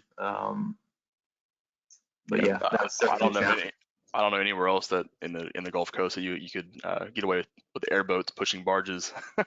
No, and I mean and that airboat was ruined at the end of this job, FYI. So don't, you see a used airboat for sale near Aransas, pass on that one, guys. But yeah, it was interesting. And then winch lines were used over on the Western Island itself, but the proximity of seagrasses and just minimizing impacts, right? We could float over them, but we couldn't disturb the roots.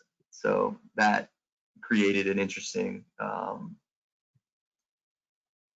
construction dynamic, that's for sure. Absolutely. Thank you. Thank you, Carter. Thank you, Paul.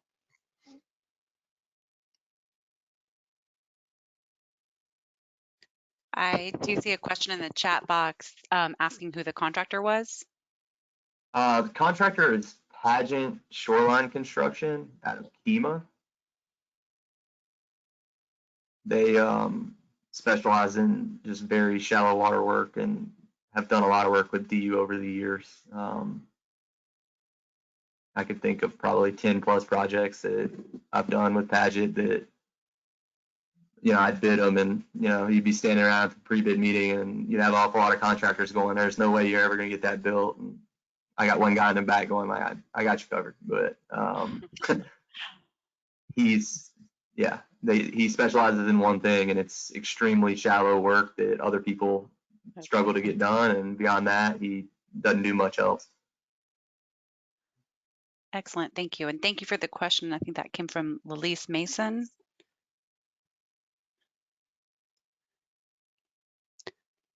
Awesome. Well, I appreciate it. Thank you so much for the presentation.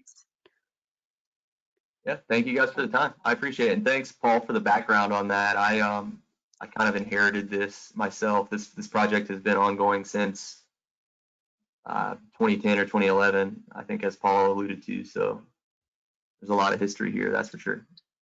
And it always feels good to finally get something built, right?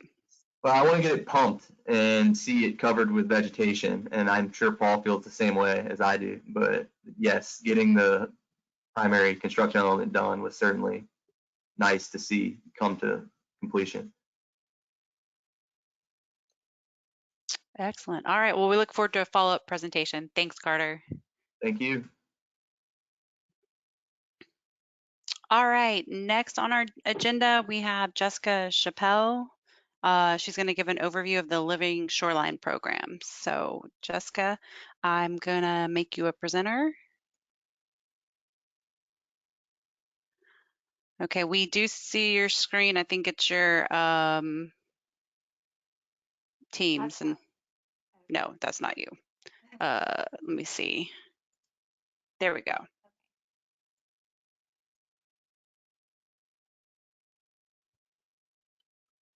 Perfect. Presentation? Yep, we see your presentation and we hear you. Thank you. Great, thank you. Hello, everyone. It's a pleasure to be speaking to you today about the GLO's Living Shorelines program. Today, I'll be talking about what the Living Shorelines program has been up to in the last few years, but especially focusing on the activities we've been conducting over the last several months. And just as a general background, my name is it's Jessica Chappell, and I am a project manager with the Coastal Management Program. And I also work on the Living Shorelines program as well at the GLO. The Living Shoreline program has 4 long-term goals, and the activities that the program has been focused on targets at least one of the goals listed here. The goals are to promote the use of living shorelines as a viable alternative to current shoreline stabilization techniques, facilitate the implementation of living shorelines along the Texas coast, monitor the effectiveness of living shorelines, and finally, to minimize long-term CMP GLO involvement. Now I'm going to move on to the projects the Living Shorelines program has been focused on in an attempt to achieve some of these goals. And we'll start with the first one, promoting the use of living shorelines. In 2019, the GLO conducted 5 living shoreline workshops along the Texas coast. Because these workshops were in 2019, they were in person, and again, they're conducted along the Texas coast. This first round of workshops served as information gathering for the GLO. We were interested in learning what people already knew about living shorelines and what they might want to know more about in terms of implementing them potentially on their shorelines. And we use these workshops to gather information to help us create the guidance document, which I'll talk more about in a minute. We also presented general information on living shorelines at these workshops as well, including what is a living shoreline, what are the benefits of a living shoreline, and some other general background information on living shorelines. We also presented the Living Shoreline Site Suitability Tool that was being developed by the Hart Research Institute. This tool uses data to identify whether an area is suitable for a living shoreline, and if an area is suitable, it suggests what shoreline technique might work best for that section of the coastline. And I'll be talking more about that model in a minute. So the second round of workshops was completed in September 2020, and these were virtual. The workshops in 2020 were a lot more technical, and they served as a rollout of the guidance document that we had developed. So we had staff from the Permit Service Center talk about the necessary permits a living shoreline project needs. We had someone from Texas Parks and Wildlife Department talk about how to find and transplant vegetation for the living shoreline projects. And we sprinkled in stories from individuals that have gone through the process of implementing a living shoreline project. We got a lot of really positive feedback on the 2020 workshops, and many people have said they were helpful. So if anyone's interested in seeing our Living Shorelines workshop resources, we have both the materials from the 2019 workshop and the 2020 available on the GLO permitting page. And I've included the link here, but you can just look for the GLO permitting page and find all of these great workshop materials. Shifting to talk a little bit more about the GLO's Living Shoreline Guidance Document. The guidance document is meant to be a one-stop shop for how to implement a living shoreline in Texas. It's called A Guide to Living Shorelines in Texas. Some of the components of the guidance document include an introduction, which provides information on what is a living shoreline, the benefits of having a living shoreline, and provides some cost estimates for installation. There's also a section called Case Studies that describes existing living shoreline projects in Texas. This includes information like timeline for installation, materials used, and who owns the living shoreline. The bulk of the document is focused on walking through the steps of implementing a living shoreline. I've listed the steps to implementing a living shoreline on the slide to help. The guidance document was written to assist individual landowners, but really anyone interested in completing a living shoreline project in Texas would benefit from this resource. Another helpful section of the document discusses native plants and at what elevation to plant them within a shoreline profile. If you'd like to check out the guidance document, it's available at the GLO's permitting webpage. And again, I've provided the link here. We also have a few hard copies available at the Austin GLO office, and we've distributed some to the permit service centers in Galveston and Corpus Christi as well, if you'd prefer a hard copy. And from the slide, you can see what the cover of the guidance document looks like. The first step to implementing a living shoreline, which is covered in our guidance document, is the online suitability evaluation, or it's also known as the Living Shoreline Suitability Model. So this is the model that was developed by the Hart Research Institute. From this slide, we can see the type of information the model is using to determine what kind of shoreline technique would work for a particular area. The model considers the shoreline type, water depth, erosion rate, and other variables. The model then evaluates these characteristics and suggests a shoreline technique. We can see in the output column, there are 4 possible techniques, as well as the option of no shoreline for the site. If you'd like to explore the model, I have included a link where it is currently located at the bottom of the slide. And this is also located in the manual as well, or in the guidance document as well. This link is temporary as we are currently working on developing a Living Shorelines program website that will house all the living shoreline materials. And I'll talk more about that later in the presentation. If you do get a chance to use the Living Shoreline Suitability Model, you'll see an output similar to this. This one, the area shown here is Matagorda Bay, and we can see the majority of the area should have a hybrid stabilization living shoreline technique. The model also has links back to the guidance document so landowners can learn more about what a hybrid stabilization technique is. By providing recommendations for a living shoreline project, the model helps the Living Shorelines program achieve the long-term goals of the program, which includes promoting living shorelines and also helping people to implement living shorelines on their property. So as I've alluded to, we are working on a Living Shorelines website. It will house all of our living shoreline materials, including the site suitability model, the guidance document, workshop presentations, and hopefully an interactive map of some example projects in Texas. We're building this site with Texas State University, and the idea is that the website will be a great resource for anyone interested in learning more about living shorelines. The website will also have lots of helpful graphics, including some of the living shoreline techniques, some of the living shoreline techniques will look like. So here we have a living breakwater and then a living shoreline on the coast. So that should be really helpful. So stay tuned for that, but we are hoping that the website will be available within the next year. And on the left, we have what some of the different tabs will include on the website. Now I want to shift and talk a little bit about how we're trying to help people implement living shorelines along the coast. We've been working on updates to the Texas Administrative Code. We presented these potential updates to the School Land Board in March, and the updates are the following. We would like to include a definition of living shorelines in the Texas Administrative Code, and the definition would be living shorelines incorporate substantial natural or nature-based features, potentially combined with hard structural components as approved by the Texas General Land Office, to provide shoreline protection and stabilization while maintaining shoreline ecosystem functions. It's a bit of a mouthful, but it satisfies the legal and permitting concerns that the GLO has while also being environmentally accurate. We'd also like to waive the annual rent fee charged for breakwaters associated with living shorelines, as well as the $25 lease application fee that is paid to the GLO.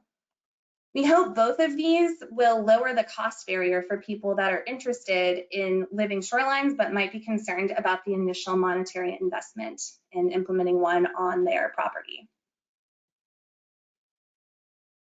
So as I mentioned, these updates were presented to the School Land Board last month, and they were recently published in the Texas Register on April 9th. I've included some information here that might be helpful to find all the proposed changes if you're interested, so you can read more about them if you like. And here you can kind of get a snippet of what is included in the Texas Register. So along the lines of reducing the cost of implementing living shorelines, the GLO is piloting a coastal boundary survey project. So the idea behind this project is that Texas law requires landowners planning coastal erosion response projects, which includes living shorelines, to obtain a coastal boundary survey, or CBS. The CBS is a special survey to determine the boundary between private and state-owned submerged land, and it can cost several $1,000s. So the program is hoping to partner with coastal communities that are ready to install a living shoreline, and the GLO would provide the CBS using our survey department as pro bono. So we're trying to pilot this project now with San Patricio County, and depending on how this first project goes, we may be extending this project in the future.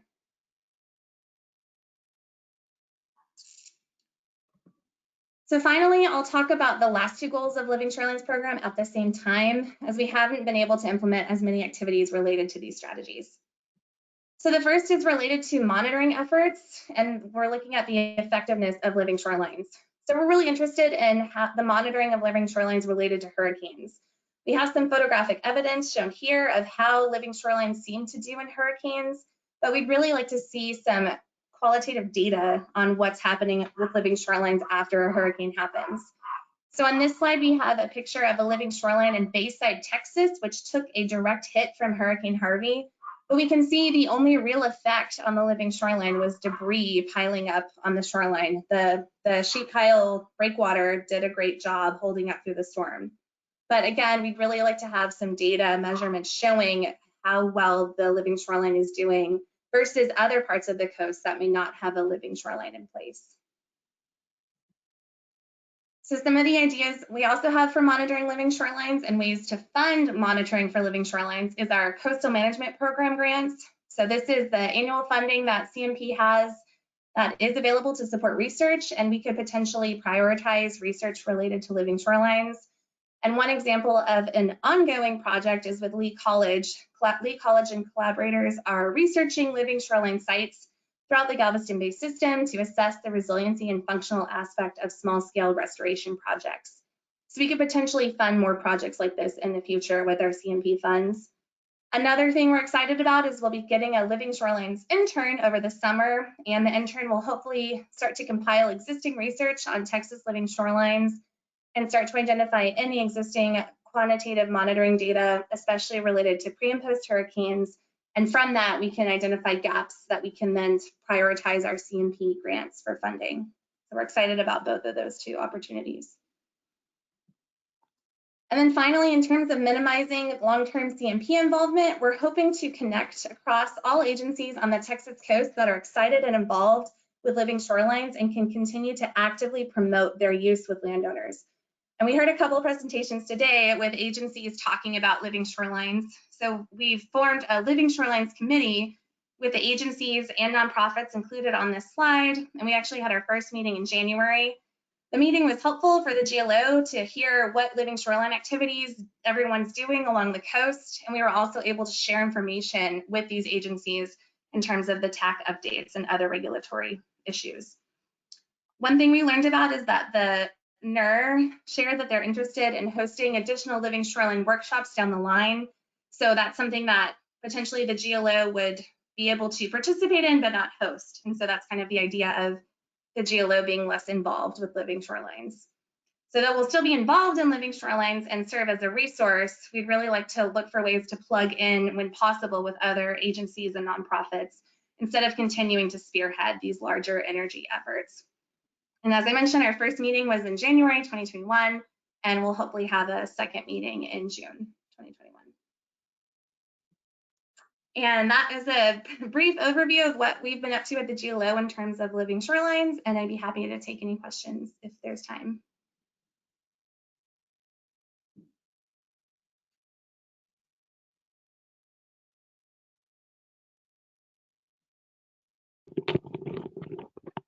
All right, thank you, Jessica. That was awesome. I do not see any questions in the chat box at this time, but we appreciate you presenting. Yes, thank you. Thanks.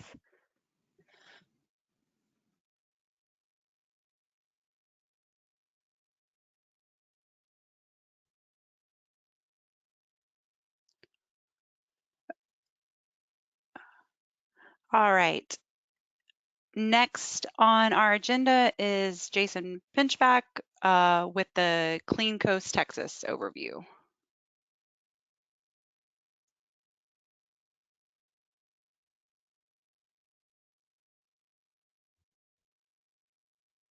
Hi, good afternoon. Hi there. We can see you and we can see your presentation, or we did. Let me see. Trying to, all I see is a picture of myself, which no one really wants to see too close up like this. And I'll see if I can find the presentation. I was showing your, or I could see your presentation a second ago, yeah. Okay, so is it back?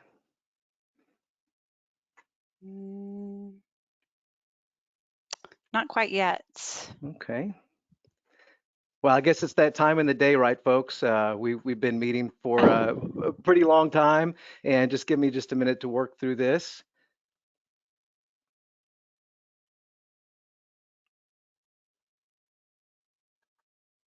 Okay, I see the PowerPoint. It's not in the presentation mode, but I do see your slides. Okay.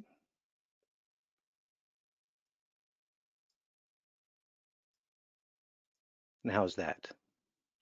You got it. Thank you. Okay, only took a few tries. Good afternoon, folks. My name is Jason Pinchback. I work at the Texas General Land Office in the Coastal Resources Division, and I manage the Water Resources Group. Today, I'm excited to share some information about the Clean Coast Texas program. I'd like to say thank you to ASBPA for the opportunity to do this, and thank you all to those who were still with us and excited to learn a little bit more about coastal water quality. Some people ask, why is GLO doing water quality? Well, a number of years ago, Congress enacted what's called the Protecting Coastal Waters Act. And what this did is it requires states with a coastal management program, such as Texas, to implement measures for controlling non-point source pollution. For Texas, what this means is the GLO, the Texas Commission on Environmental Quality, and the Texas State Soil Water Conservation Board share responsibility for managing non-point source in the coastal zone. Before we go any further with the word non-point source, let's just talk about what it means. We've heard a little bit about it earlier today and what that means. And so here's just a definition. It's basically stormwater runoff pollution that occurs when rainfall flows over the land and carries natural and human pollutants such as pesticides, fertilizers and metals, human and wildlife waste down to coastal waterways. So it's diffuse, it comes from all kinds of different locations, and it's difficult to pinpoint, kind of like what was mentioned earlier in the blue flag presentation. Based on that act, there are 6 particular focus areas that you see here.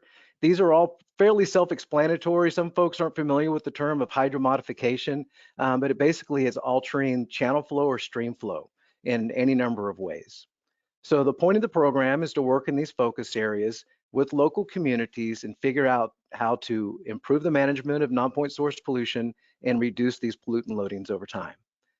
Texas, when this first came out, we decided to join up with these agencies that you see here, 6 agencies working together and collaborating on the mission. Fortunately, the original strategy was to figure out how to incorporate some of the existing requirements into existing programs of the networked agencies. What we found out is some of the urban measures weren't sufficient in existing programs and new elements were needed, thus the birth of the Clean Coast Texas program. The formal program, by the way, is the State of Texas Coastal Non-Point Source Pollution Control Program, but we've branded it this way just because it makes more sense, right? So what we are and what we do, this is a voluntary, incentive-based, and non-regulatory program. We're working to improve beach water quality and to reduce advisories. We want to partner with local governments and assist with local planning and ordinance, whether that be a single ordinance or a comprehensive plan that has a focus on water quality. We also have technical guidance and provide funding assistance. And the website that I'll show the address later, we have quite a few resources, including a new guide that's called the Guide for Sustainable Stormwater Drainage in the Texas Coast, specific to Texas and our coastline. We're also bringing the nexus of water quality and non-point source pollution into flood management. So everything that we do in working with the communities and our resources are based to bring those two things together in our activities. We're also doing retrofit activities. And for some folks who aren't familiar with that or community-based retrofit planning, the idea here is these are solutions for current issues. And these can include shoreline restoration. This also includes septic system upgrades, redesign of parking lots. There's a whole number of different things that fall into this particular category. But again, the idea is, can they be used to treat existing issues in communities?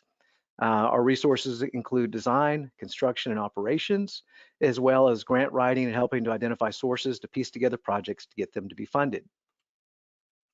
Here's an example of what pictures do way better than the words, but on the left-hand side, you see a slope of grass from a parking lot moving into the nearby waterway before, and then on the right-hand side, you see post-construction activity with bioretention added, so that that particular aspect, it traps water, it slows the water down, any pollutants ideally would be trapped there and filtered before they make their way down to the waterway.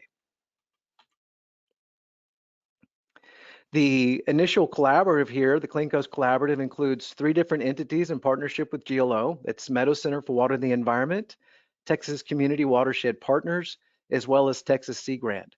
We didn't want to reinvent the wheel, and we know that there are a lot of good organizations out there doing fantastic work who have honed their skills and their skill sets over time. And so we're super excited to work with these 3 groups right here, each of them providing different services, all working in concert together. So I'm going to pivot from a data sharing component and talk about from a program sharing component into a data sharing component. And for this particular example, we're going to talk about bacteria and a pathway to understanding bacteria that can then lead us to developing circumstances which lead to fewer beach advisories. Before we do that, I want to provide just a little information about the water quality data and where it emanates from. This will be helpful in the future slides.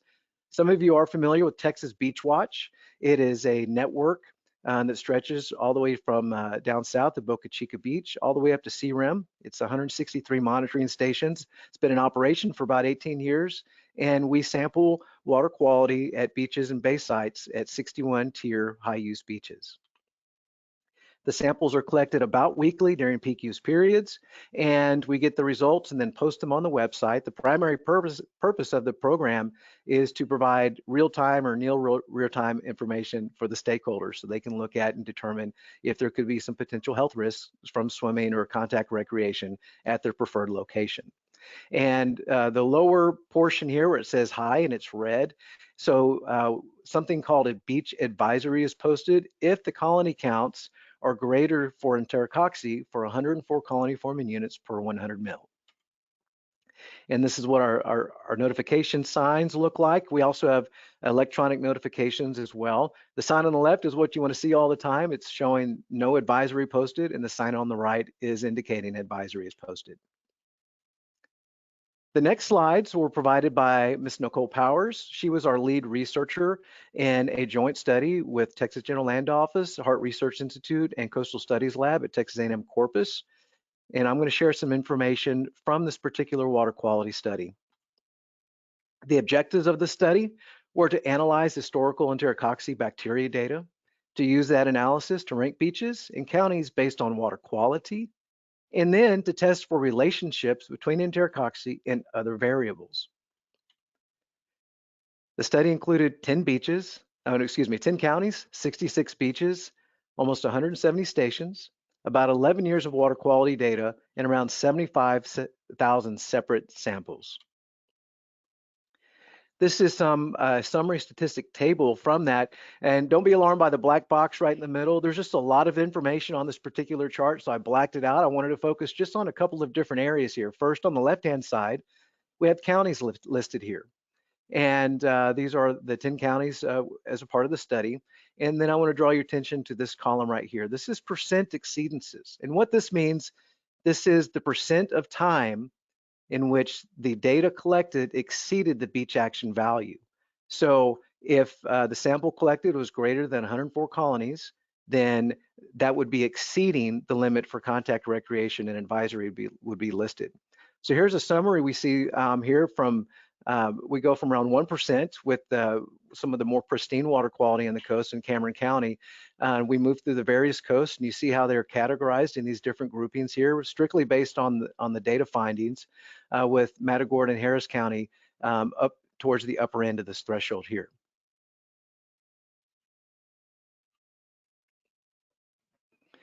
We looked at some potential drivers of enterococci levels, and something was pretty stark in the analysis, in that the bayside sites in general were much higher than the Gulf side sites.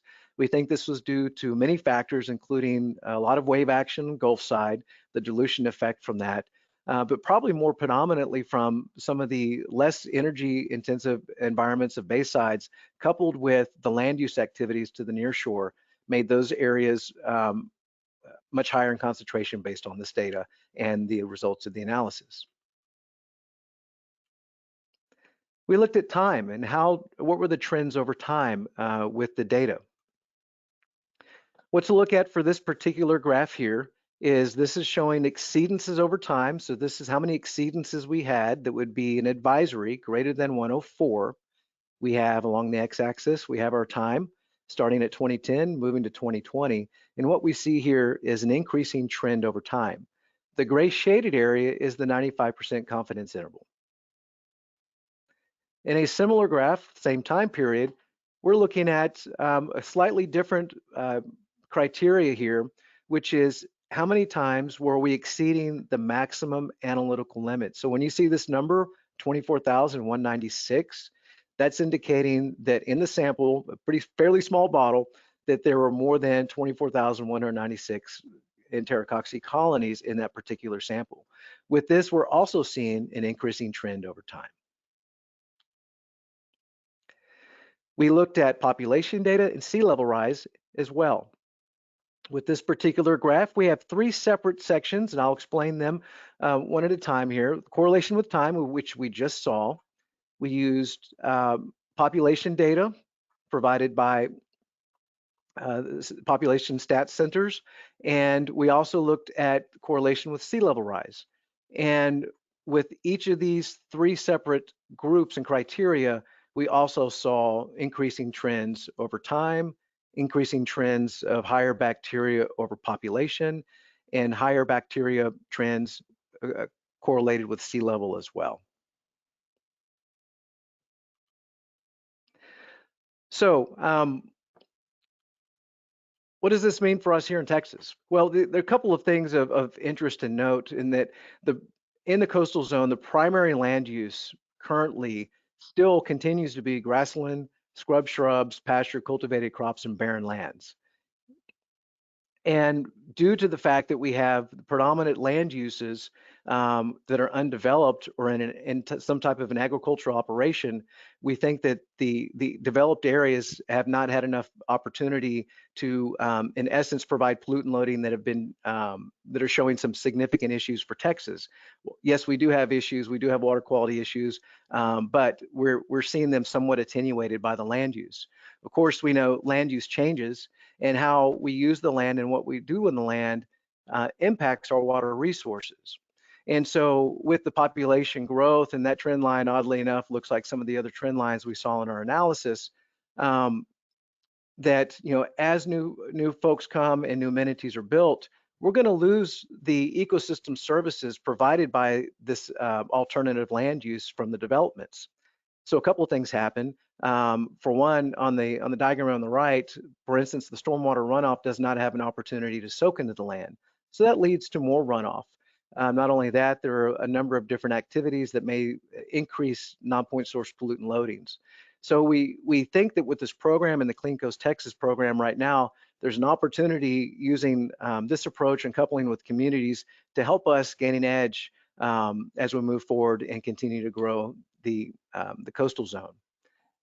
Something of interest is we've been interacting with quite a few leaders up and down the coast and asking questions about what are your challenges, what are some issues that you're facing, and this is a word cloud that is demonstrating which words we heard the most, and we plugged our notes into this thing, and this is what it kicked out for us. And obviously, hurricane recovery, we were talking water quality, so it was definitely, you know, on the brain during the discussions here. But a couple of things you see is bacteria, you know, water quality, excessive nutrient loading, wastewater treatment methods. And so waste issues actually ended up showing up quite significantly in our discussions. And when we had the results of the word cloud, it was kind of interesting to see that coupled up on the heels of that study that was just released. The Clean Coast Texas program, we are actively seeking new partnerships. We are interested in working with communities to learn what your interests are and see if we have an opportunity to intersect together, join forces, and try to tackle some of your water quality issues. What I have right here are a few links, and I can also put those into the chat box since they're kind of hard to write down, but our new website, which is Clean Coast Texas, cleancoast.texas.gov is available.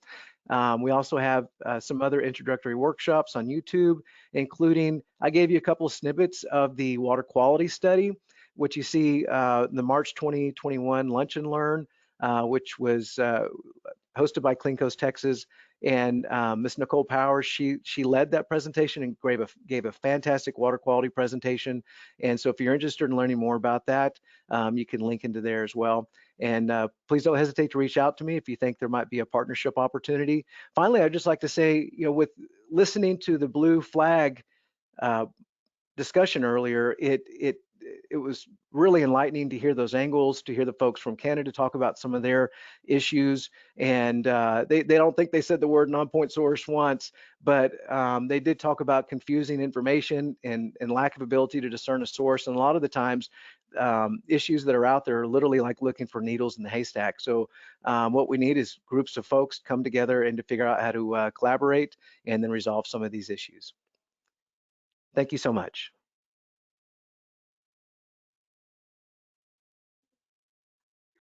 Awesome, thank you. Let me just check this box and see if we have any questions. I don't think I saw any come through.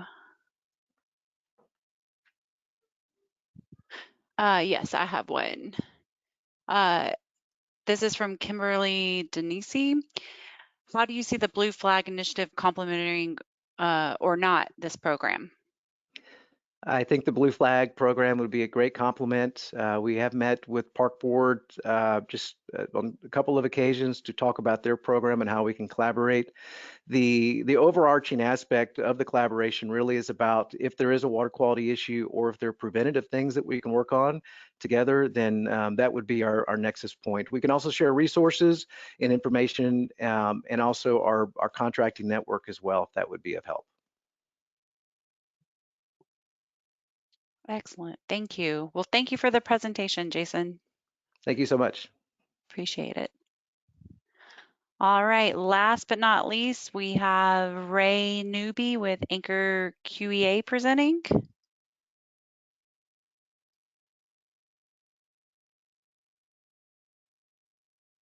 Okay, can you hear me? We can hear you. All righty, and which screen are you seeing? I see one that has your Cisco. Yep. Now I see it looks like the presenter mode for PowerPoint if you want to just swap the screens. Okay, is that better? Yes. All righty. Okay. Thank you very much, folks, ladies and gentlemen. The pressure is on because I realize I'm the last person standing between this presentation and your virtual happy hour. But I would like to extend my appreciation to ASBPA for an invitation to present to you today. And it's great to see so many old friends on the attendees list. And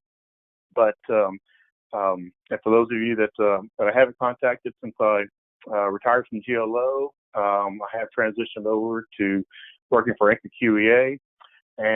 But the project I'm going to present on is, and just for clarification, is not a project that Anchor QEA was actually involved with. This goes back to my time at GLO, and is basically a highlight of how we were able to bring a project together in pretty short order, and how using existing relationships and institutional knowledge was critical to pulling off a successful project. So first off, give you a little overview here. This is the greater Pierce Marsh metro area. As you can see, Pierce Marsh is in that yellow circle. It's located a few miles southwest of Texas City and a couple miles west of the Galveston Causeway. It's on the northern shorelines of West Galveston Bay and pretty close to the Gulf Intercoastal Waterway, which is very important to this project. Pierce Marsh is approximately 2,500 acres. It's a large focus area for the Galveston Bay Foundation for restoration, mainly because it's in an area of highly degraded marshes. And those marshes are degraded mainly because of relative sea level rise and erosion. And the presentation that was presented earlier by Wynn, where she was talking about measuring subsidence, this area is kind of on the western side of the Texas City subsidence flow, where large quantities of groundwater were withdrawn back from essentially the 1930s up until the 1970s, which caused a couple of feet of land loss. And the net result on the marshes is that it caused the conversion of healthy marshes to less productive open water environments. Just to kind of highlight the trouble we're facing in this area, this is the tide gauge record from Galveston Pier 21 on the backside of Galveston Island. And as you can see, over about the 115-year record of this tide gauge, they've experienced about 3/4 of a meter, or about 2.5 feet of relative sea level rise over this record. And this does reflect eustatic sea level rise as well as subsidence. And one of the things that was noted earlier is that we're bracing ourselves for potential acceleration of this rate of sea level rise. But as history as a guide, eventually we will see this trend reverse. However, it's probably not going to be for about the next 2,000 or 3,000 years. So we're looking at increased sea level rise and a continued battle to maintain our coastal ecosystems. But back to Pierce Marsh. As I mentioned, GBF, Galveston Bay Foundation, is very involved in this area. And let me direct you up to the northern part of the marsh here. This is what we call the checkerboard marsh area, which was constructed back in the late 1990s. And that was constructed through the direct excavation of bay bottom sediments and mounded up to form terraces that were then planted with Spartina alterniflora. GBF has also done some small-scale restoration through the beneficial use of dredge material. You see these small areas here. And most of this material was obtained from the Harborside Canal community down here when they were dredging their canals. And within this red polygon here, this is the project site that is the subject of the presentation for the restoration that was done back in 2016.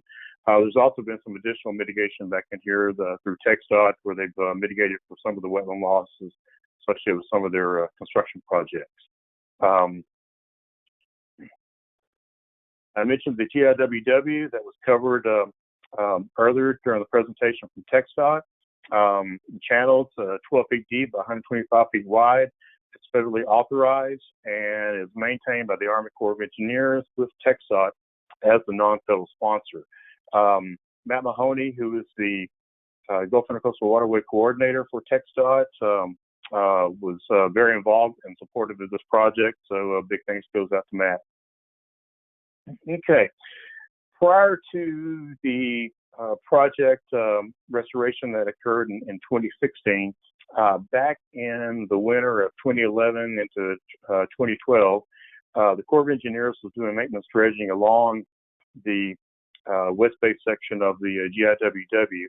And one of the things they were trying to do was they were trying to maintain these barrier strips, these little islands that separate West Bay from the Gulf Intercoastal Waterway. Back when the Intercoastal Waterway was built, a lot of this section was actually built inland from the bay, but over time these islands have eroded out. So to try to restore these islands and to build resiliency for the future, they went in and they attempted to do thin layer placement.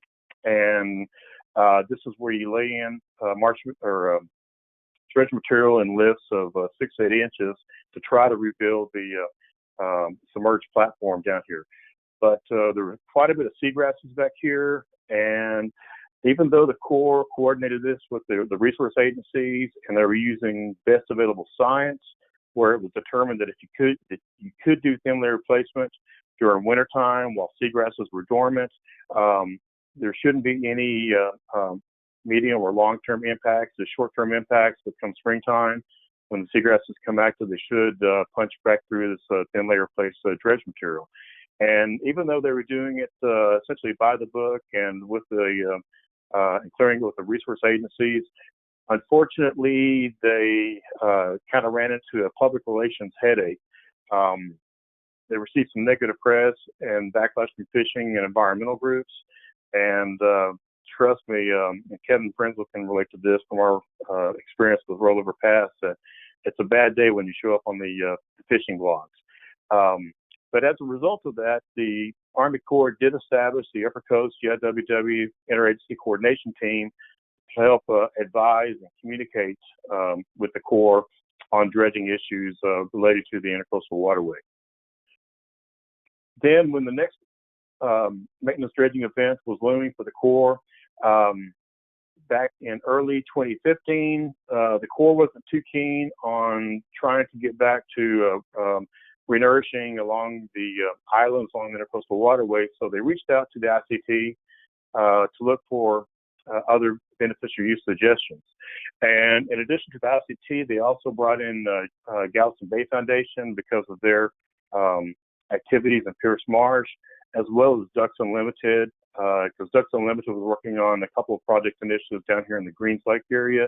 And DU also had extensive experience in working with some very large DU projects over in Jefferson County. And through our discussions, it was determined that the best beneficial use option for that next dredging event would be Pierce Marsh. But then at that time, the search for funding began. As you can imagine, these restoration projects are not very cheap. And in general, if you're just going out to build a marsh, you can expect a cost to be somewhere between $20,000 to $50,000 per acre. However, if you can latch on to an existing dredging project, you can substantially drop your costs. And so since the Corps of Engineers is required to maintain safe navigation through dredging of the Intercoastal Waterway, the Corps will cooperate and participate in beneficial use projects as long as they have another party that can pick up what we call the incremental costs. The Corps, per Congress, is required to do the least cost, environment acceptable dredge material disposal alternative. And usually it's dredging material and pumping behind levees in upland confined areas, which takes that material out of the local ecological system.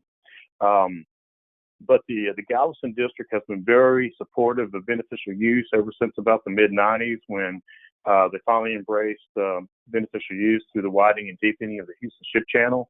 And so the Corps reached out to the ICT, and I have to give credit to Seth Jones, who was the Army Corps' project manager for the operation and maintenance of the Intercoastal Waterway. He reached out to all the various stakeholders. And like I said, we were looking for funding, and COPRI funding was tied up at that time. And so we searched around, and actually we reached out to our natural resource damage assessment trustees. And the what we call NERDA. The NERDA trustees, you see the 3 state agencies and 2 federal agencies that form the Texas Trustee Council. As it turns out, they actually had some funding available. And if you're not familiar with NERDA, essentially what NERDA does is whenever you have, let's say, an oil spill, or you have a hazardous waste site that has impacted natural resources, the NERDA trustees work with the responsible parties and identify the appropriate level of restoration to return natural resources to their pre-injured state. And so the trustees actually had existing agreements and funding available from a state superfund and 2 federal superfund sites. And so that started a whole process of the NERDA trustees had to amend existing restoration plans, get them out for public notice, and then also they had to execute agreements with the GLO to be able to provide funds to GLO in order to work with the Army Corps of Engineers. The process also entailed a lot of planning. The Corps started having stakeholder meetings twice a month to identify what the beneficial use concept is going to be. We developed the design components. We had to get permits, and Galveston Bay Foundation, with the assistance of Sherry O'Brien with Parks and Wildlife, were able to apply for and obtain a nationwide 27 permit. And then we also worked with TCEQ, subcontracted with Galveston Bay Foundation for land access, and then DU also GBS subcontracted with DU to do construction monitoring. And then the Corps did the cost estimating to determine what the cost would be for the beneficial use above the federal standard cost. And then the Army Corps and GLO executed a support agreement under an existing MOA that we had to facilitate the beneficial use project. And then once the bids were opened, the GLO provided the funding to the Army Corps of Engineers for the beneficial use option. And here's an overview of the marsh cells that we were looking at. Again, you see these areas that had been provided some material through some previous small beneficial use areas. We had to avoid these areas, and then we also had to construct containment berms around the entire restoration site. And here's an example of the MOA that I was referring to. Contracting with the Corps can be kind of cumbersome at times. And back after COPRI was first established in 1999, it looked like we were going to be doing a lot of projects with the Army Corps. And so Colonel Nicholas Beekler, who was the district commander at the time, mandated his legal staff to develop this MOA to be able to sidestep some of the cumbersome language that our attorneys had objected to. This basically established an umbrella that covered all the operation and maintenance activities for dredging within the Galveston district, and established a streamlined 2-page support agreement to streamline the contracting. And here's a copy of the support agreement that was established for this project. It basically describes the project, the Corps' responsibilities, the 2 project managers for GLO and the Corps, and then, and I apologize, this is a Photoshop of the PDF document. So, but it also shows the breakout as far as what the Corps' contribution would be and what the estimate would be for the non-federal sponsor. And the Corps usually tends to shoot high as far as the non-federal costs, just because we have to supply the funding to the Corps in pretty quick fashion if they open the bids, and it's better to shoot high and get a refund later than to try to scramble and get additional funds at the last minute. And here's a copy of the spreadsheet that the Corps used to calculate the incremental costs. And most of the incremental costs are mainly for pipelines, construction of the containment berms. You got extra fuel because of the extra pumping distance, as well as Army Corps of Engineers oversight. The incremental cost calculation varies from project to project and the various situations that the Corps is looking at. You know, sometimes we have to share the MOB demo costs. Other times, like in this one, we got away with that, having to share mobilization and demo costs, and mainly because the contractor that won the project actually had the adjacent section of the intercoastal under contract also, which saved MOB demo costs. Here's a copy of the Army Corps' design document, and the circles with the triangles denote where the dredge pipe discharge locations are going to be. And by spreading this out, it helped to spread the material around the placement areas, but it also provided for some variability in elevations to induce some hydrology and to assist with eventual circulation. At those discharge locations, we had grade control markers that were staked out, and they had fluorescent colored collars to guide the dredging contractor as far as the target elevations to fill to, and also you see a cross section of the perimeter berm. And we were fortunate at Pierce Marsh because of the previous effort by GBF. There were some existing berms in areas, and so the contractor just had to enhance those berms, but they did have to construct berms from grade elevation in some other areas. And here's some construction shots. Construction is rarely pretty. Most of the time it's fairly ugly. But in this case, you see on the left, this is a shot of one of the constructed containment berms and dredge material flowing into the marsh there on the right. Dredge contractor was Mike Hooks. We eventually paid almost $800,000 to the Army Corps, constructed almost 12,000 feet of containment berm, and 144,000 cubic yards of dredge material were pumped into the marsh to create a final product of 80 acres of marsh elevation. A few overhead shots. These are courtesy of Philip Smith, who was our the habitat restoration manager for GBF, as well as our Daredevil drone pilot. And this was looking at the one of the cells that's being filled. In the distance, you see the checkerboard marsh I was referring to in Texas City. But as Carter Coleman showed in his presentation earlier, similar equipment, we had marsh track hose moving around the pipe from discharge locations, and airboats to get the personnel around. Here's another view of looking to the southwest of one of the other cells getting filled. Some post-construction overviews. This was taken in January of 2017. The containment berms had not yet been breached, and so it's still holding water, allowing the material to consolidate. If you'll note, some of the higher elevation areas, those were associated with some of the discharge locations. And to note over here, Galveston Bay Foundation also owns some of the upland areas adjacent to the site, and provided for opportune staging and access locations to the project. This next photograph, this is from January of 2019, about a year or more after the berms had been breached to allow water circulation back into this. You can see the vegetation has taken off pretty aggressively.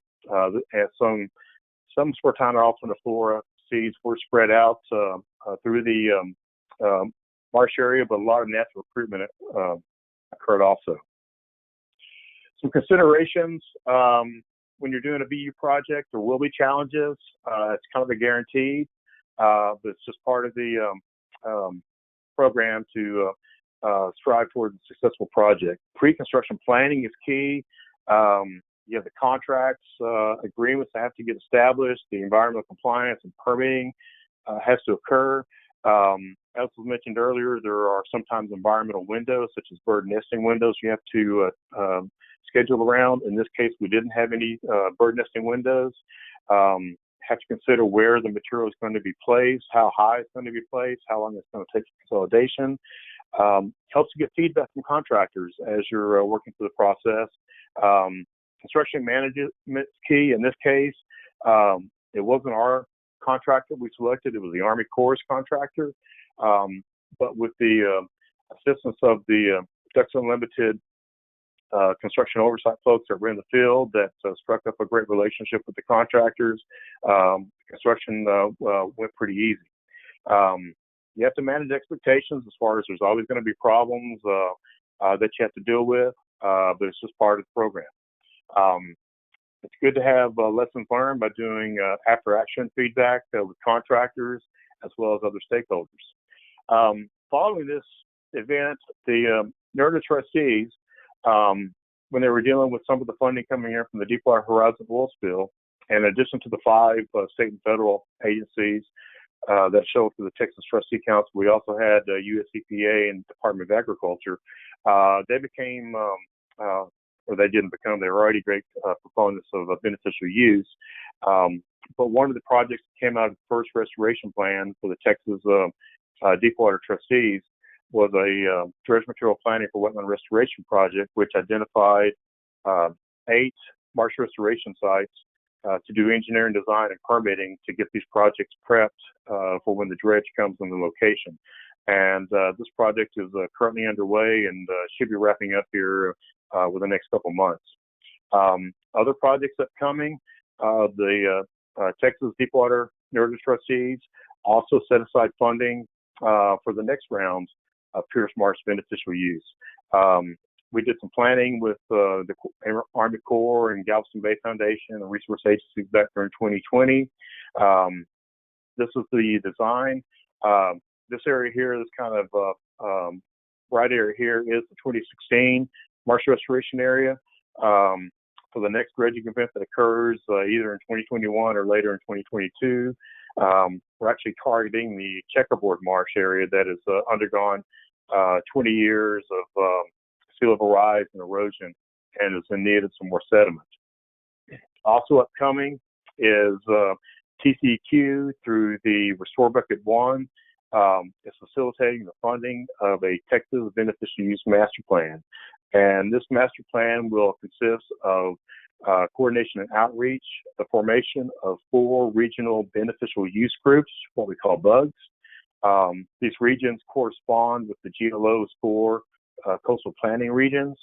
And the idea is to get a wide range of stakeholders, and you see the various stakeholder types that we're looking to target in the schematic here on the lower right, to develop a set of web tools and resources to identify a catalog of beneficial use sites, not only wetlands, but we're also looking at bird islands, beaches and dunes, and other potential uses for dredge material to basically develop a catalog of potential beneficial use projects to feed the restoration pipeline to assist with the further updates of the Texas Coastal Resiliency Master Plan.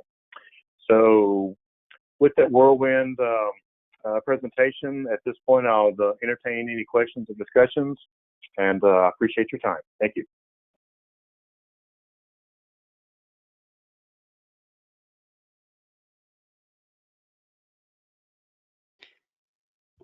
Thank you, Ray. I don't see any questions in the chat box at this time, but thank you for this presentation. Chris, I'm going to hand it over to you.